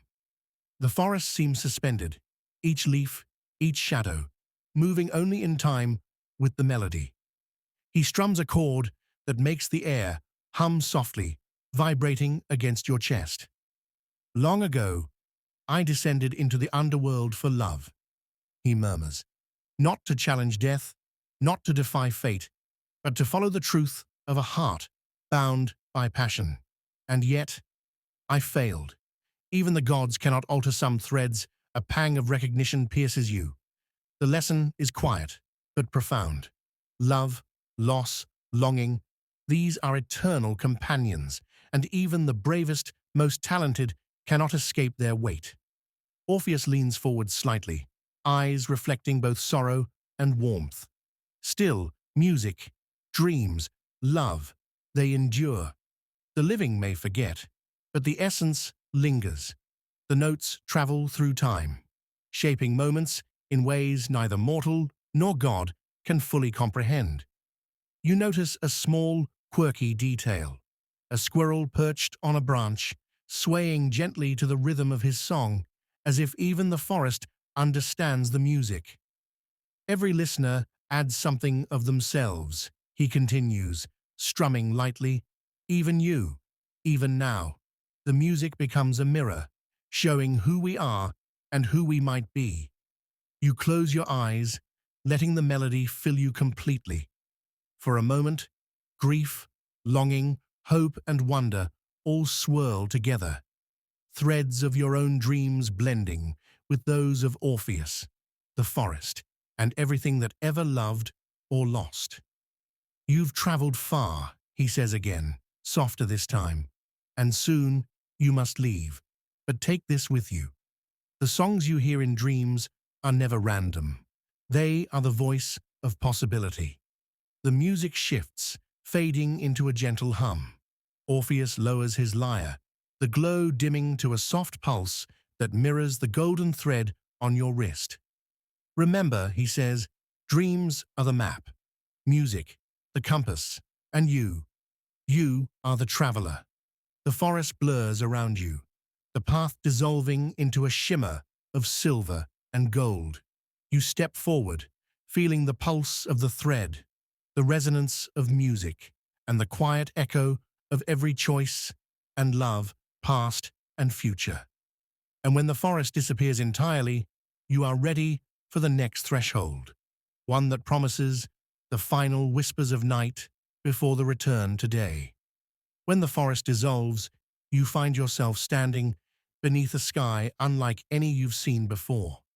Stars hang low, enormous and luminous, suspended on invisible threads. They pulse gently, like a breathing constellation, their light soft but insistent. The ground beneath you is smooth stone, cool and solid, yet it hums faintly with energy. You realize immediately you are in the hall of echoing stars, a place where the cosmos bends to memory and dream. Every star is a story, every glimmer a song, and every step you take echoes across the infinite dome above. A faint, shimmering figure appears, moving between the stars like a wisp of silver smoke. She carries no torch, no instrument, only presence. Nyx, the primordial goddess of the night. Her hair flows endlessly behind her, a river of darkness studded with glimmers that mirror the sky. Her eyes are infinite, and when she looks at you, it feels like she sees every corner of your being, every thought you've ever tried to hide.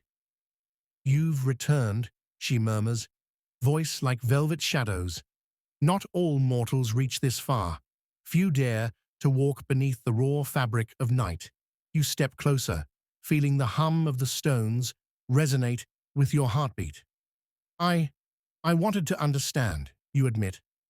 "All of it. Sleep, dreams, the gods." Nyx inclines her head. "Understanding is dangerous. It teaches patience, yet also longing. Scholars still argue whether knowledge of night corrupts or elevates the soul. But here now, you will see the night as it is." She gestures, and the stars above begin to pulse and sway. Entire constellations rearrange themselves, depicting scenes you recognize from your journey: Hypnos's gentle chamber, Morpheus's swirling cave, Eos's dawn-lit courtyard, the fates' spinning threads. Each star, Nyx says softly, is a fragment of dreams that were lived and lost. Some burned bright, some dimmed too early, and yet all shine together because the night does not forget. A shiver runs through you. The realization is profound. Even forgotten dreams, even abandoned hopes, are not erased. They are encoded into the cosmos, forming a tapestry beyond mortal comprehension. You notice a detail so small, it nearly escapes your notice. Tiny constellations that resemble mortals sleeping, hands clasped, faces serene. "Are these us?" you ask. Nyx smiles faintly, enigmatic and eternal. "They are the echoes. Every dreamer leaves an imprint. Every night is both ending and beginning. The stars remember what we cannot." The hall itself seems alive now. The stone beneath you thrums, the air vibrates with quiet music, and the stars lean closer, as if bending to catch your thoughts. Nyx moves beside you, her hand brushing against your shoulder. "Soon, the night will release you. You will return to waking, to sunlight, to ordinary time. But remember this: the vastness you see here exists in the small moments between your breaths. The quiet corners of your mind are infinite if you allow them to be." You breathe it in, the scent of cold stone, starlight, the deep calm of a universe aware of your presence. You feel connected, infinitely small, yet undeniably part of something eternal. Her voice lowers, almost a whisper. "Carry the night within you. Let it guide, not bind. Listen to its silence, and it will speak more clearly than any sound." And then slowly, she steps back, dissolving into the dark shimmer of the stars. You are left alone, standing beneath the vast canopy of eternity, the golden thread pulsing on your wrist, the echo of dreams lingering in every stone, every shimmer of light. You exhale. The night is not ending. You are leaving, but it will remain with you, always. The stars fade like a sigh, and the world tilts softly beneath your feet. When your vision clears, you are no longer beneath the infinite sky, but in a temple carved entirely from silver and obsidian. The air hums faintly, heavy with a scent that reminds you of twilight rain and crushed lavender. This is Hypnos's domain, the god of sleep himself. Unlike Morpheus's cave, this place is still, quiet, almost to a fault. There are no torches, no glowing water, only soft shadows that curve around columns like smoke. Every surface seems to absorb sound, yet the faintest pulse of energy vibrates beneath your skin. You move forward slowly, and there he is. Hypnos sits cross-legged on a raised dais, his eyes half closed, wings small and delicate on his temples. His presence is gentle, almost imperceptible, like a whisper at the edge of consciousness. "Ah," he says, voice calm and velvety, "you've returned." The wanderer of dreams and dawn. Few carry so far the thread of night. Without unraveling, you bow slightly, feeling the quiet weight of his gaze. I've seen so much. Gods' dreams, the fates, the music of Orpheus. It's overwhelming. Hypnos smiles faintly. And yet, here you stand. The night does not overwhelm those willing to move with it. You are learning to flow, not resist. The temple around you seems to breathe in sync with him. Every column curves like a soft exhale. Every shadow deepens and retreats with rhythm. He gestures toward a shallow basin, filled with silver water. "Drink," he says. "Feel the night as it truly is, not chaotic, not fearful, but a mirror of your own rhythm." You kneel and touch the water. It is cold at first, then warm, then impossibly light, slipping into your skin like liquid silk. Visions ripple across its surface. A child falling asleep under the stars, an old woman dreaming of lost love, a soldier pausing to breathe in the quiet before battle. Scholars still argue whether sleep is a gift or a trap. Hypnos continues, but both are true. Sleep carries risk, loss, dreams that wound. But it also carries solace, renewal, understanding. You notice a tiny detail, almost easy to miss. Etched into the edge of the basin are small symbols, eyes closed, lashes faint, resting lightly above crescent moons. They seem to flutter, like reminders that sleep is both universal and intimate. Hypnos rises, moving toward you with silent grace. Every moment of slumber you've experienced tonight has built to this point. You've glimpsed Nyx, Eos, Morpheus, the Moirae, and even the ocean's memory. But the most important lesson remains simple. Sleep is a teacher. If you honor it, it will reveal what you cannot see awake. You inhale, letting the quiet fill you. The soft hum of the temple vibrates gently through your chest, and for a moment, the world feels perfectly still. He lowers his hands and speaks again, more softly now.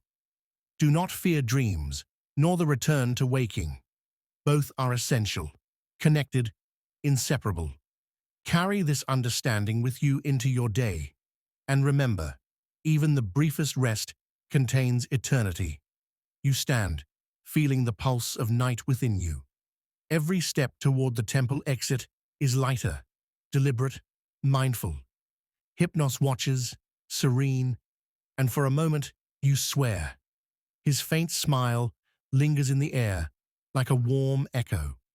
As you cross the threshold, the temple dissolves into silver mist, leaving only the whisper of wings and the soft rhythm of your own heartbeat. The silver mist of Hypnos's temple fades gradually, revealing a narrow bridge suspended between two vast horizons, one steeped in deep indigo shadows, the other bathed in the gentle gold of early dawn. Beneath you, clouds ripple like liquid, curling and folding in slow, endless motion.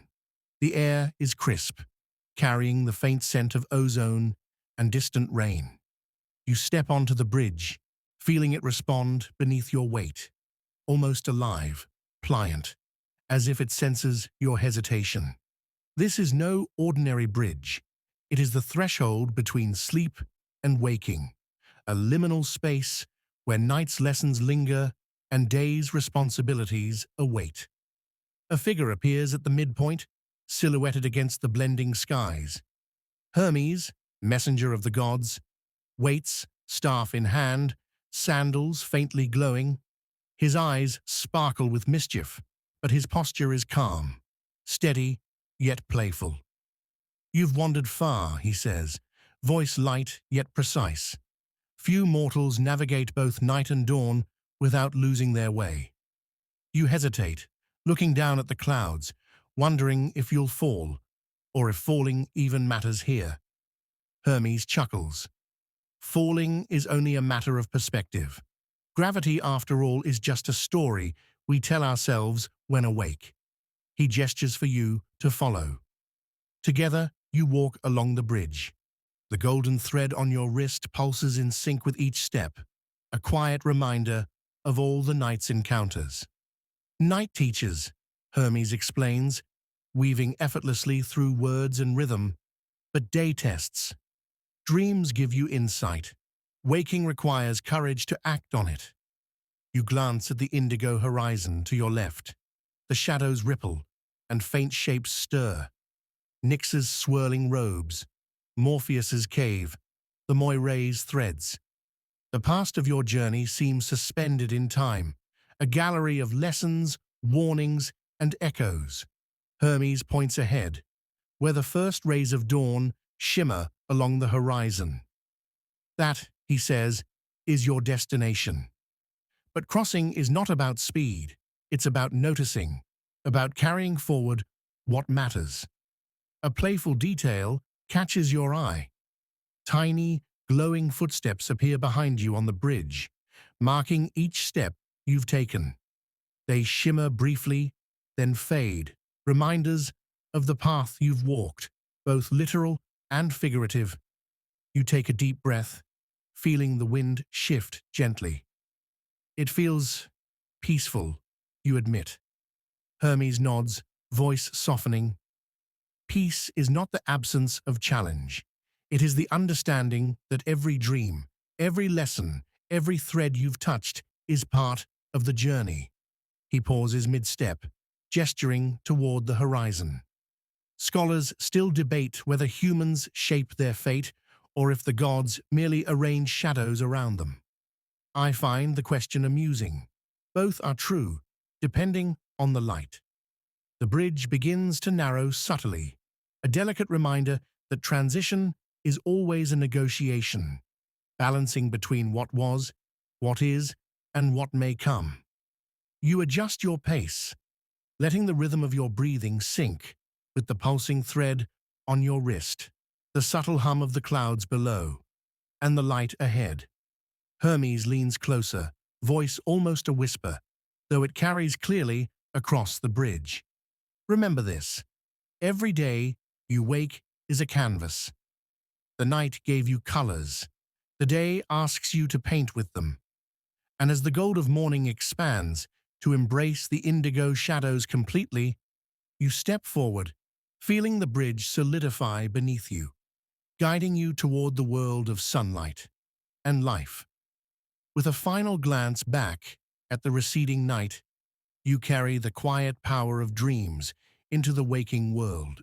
The bridge dissolves gently beneath your feet, and you find yourself stepping into a lush, hidden garden bathed in soft, dappled light.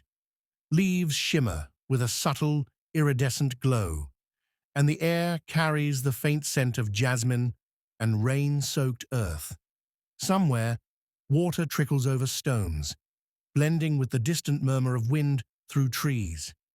This is the Garden of Forgotten Dreams, a place the waking world never touches. It is quiet, almost reverent, as though the flowers themselves hold their breath, aware that each soul passing through has left fragments of themselves behind. You wander down a narrow path, lined with flowering vines. Petals drift lazily to the ground, moving in patterns that seem deliberate, like messages left in code. Tiny, luminous insects flit between blossoms, leaving faint trails of light that linger just long enough to catch your eye. A soft, amused voice calls from nearby. Ah, another wanderer. You turn and see Hecate, goddess of crossroads and liminal spaces, standing among the shadows at the edge of the garden. Her robes are dark, embroidered with tiny stars that flicker like fireflies, and she carries a staff tipped with 3 glowing orbs. She smiles, enigmatic and knowing. You have traversed sleep and dreams, night and dawn, she says. But now you must face the fragments mortals discard, the dreams they forget upon waking. You notice something unusual, a small pool in the center of the garden, covered in floating petals.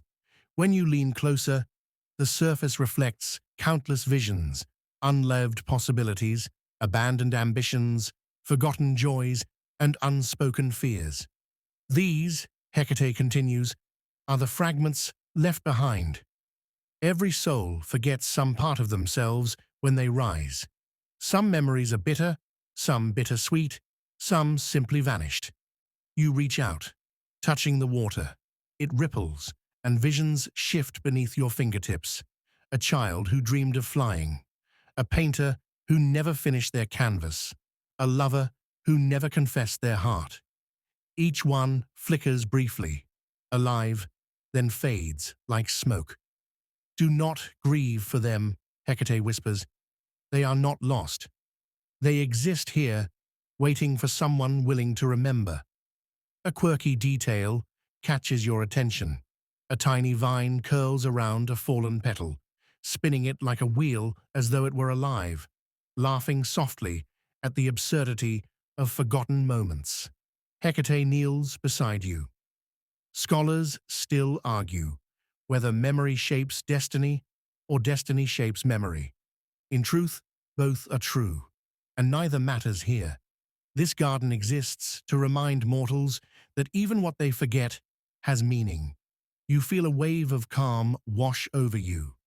Every lost dream, every unfulfilled hope seems suddenly precious, each one a thread in the greater tapestry you've glimpsed all night. She rises, her 3 orbs glowing brighter. Take one fragment with you, if you wish. Let it guide your waking life. But remember, the true gift of this garden is not the fragment you choose. The river of reflections narrows, its shimmering surface curling into a soft, golden glow.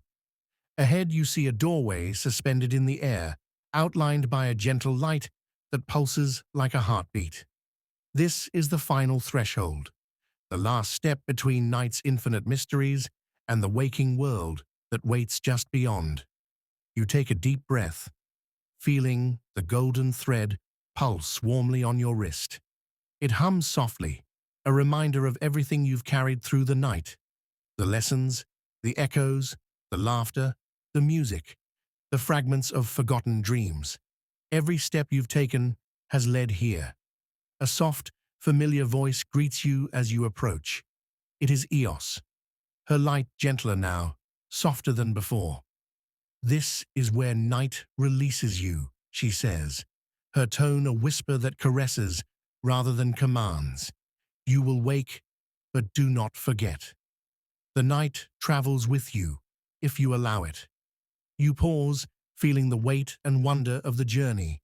Behind you, the faint silhouettes of Nyx, Hypnos, Morpheus, Orpheus, the Fates, Hecate, and Dionysus linger like protective shadows. They do not move, do not speak, yet their presence reassures you that the wisdom of sleep and dreams is now part of your being. A quirky detail brings a soft smile to your lips. A single, tiny feather drifts past your face, glowing faintly gold, as if left by some unseen god. It flutters gently in the air, twisting and turning before settling on your palm. You feel its warmth seep into your skin, a small, tangible piece of night's essence. Eos steps forward, her hand extending, and you take it instinctively. She guides you toward the glowing doorway. Scholars still argue whether the lessons of dreams shape our waking lives or simply echo in memory, she says. But those who remember, even faintly, carry the night within them. You step through the threshold. Light flows over you, gentle and golden, like dawn spilling across a quiet landscape. The hum of the golden thread fades, replaced by the soft sounds of life waking. Birds chirping, leaves rustling, distant voices stirring. And yet, within you, the night remains, a calm, steady presence. The lessons, the laughter, the music, the echoes, and the fragments of forgotten dreams, they are yours to carry, quietly, like a secret treasure tucked close to your heart. You open your eyes fully, standing in your own room once more. The sun is soft through the window, the air warm, and the world moving in ordinary rhythms. But you know now, that ordinary contains the extraordinary. Sleep has taught you, and the night whispers still in ways only you can hear. You take a slow breath, feeling both the ending and the continuation. Every day you wake is another chance to honor the night, to carry forward the calm, the wonder, and the stories you have gathered. And as you step forward into the light, a gentle thought drifts through your mind. The night never truly leaves. It waits, patient, eternal, ready to welcome you back into its quiet, infinite embrace. The garden fades, leaving a faint shimmer in the air, and you find yourself entering a hall unlike any you've encountered before. It is vast, vaulted, and impossibly bright, though the light seems to emanate from nowhere and everywhere at once. The walls are lined with mirrors that don't merely reflect, they echo. Each reflection shows fragments of laughter you've heard and forgotten. The giggle of a child chasing a balloon, a friend's chuckle over a silly mistake, the quiet, nervous laughter of someone in love. The echoes ripple across the hall, forming soft waves of sound that pulse through your chest. In the center of this luminous chamber stands a figure whose presence fills the space. Dionysus, god of revelry, madness, and the strange joy of life. His hair is wild, crownless, yet adorned with tiny, glimmering vines. His eyes sparkle with mischief, and he holds no staff, no instrument, only the raw energy of laughter. "You've wandered far," he says, voice rich and warm, "through dreams, through night, across dawn, and now you face one of the most vital truths of mortal existence, joy." You step closer, noticing the mirrors shift subtly with every move you make. Some reflect your past laughter, others show the smiles of strangers, and a few even display moments you never realized brought you happiness. Dionysus chuckles, low and rolling, almost like the murmur of waves. Laughter is memory, yes, but also survival. Scholars still debate whether humor is instinct or gift. I say it is both. It teaches resilience, even when the world seems unyielding. A quirky detail makes you pause. One mirror shows a tiny mouse, balancing on a silver teacup, squeaking in perfect timing with the rhythm of distant laughter. Somehow, it is both absurd and profoundly comforting. You see, Dionysus continues, stepping toward you. We often forget that joy is a choice, as much as it is a gift. Even in the most difficult moments, laughter can echo across the cosmos. It can heal the same way dreams do if you allow it. You feel an impulse to smile, and when you do, the mirrors shimmer in response. Your own reflection waves, small echoes of you smiling back. Then, laughter blooms, a faint, gentle ripple that spreads across the chamber. "You've carried much," Dionysus says, eyes warm. "All that night, all that dreaming, all that quiet reflection. Now, let it meet its complement. Joy, delight, release you." Step into one of the mirrors, and suddenly the echoes of laughter surround you, dancing around your body like wind playing through leaves. It's intoxicatingly soft, reassuring, and entirely safe.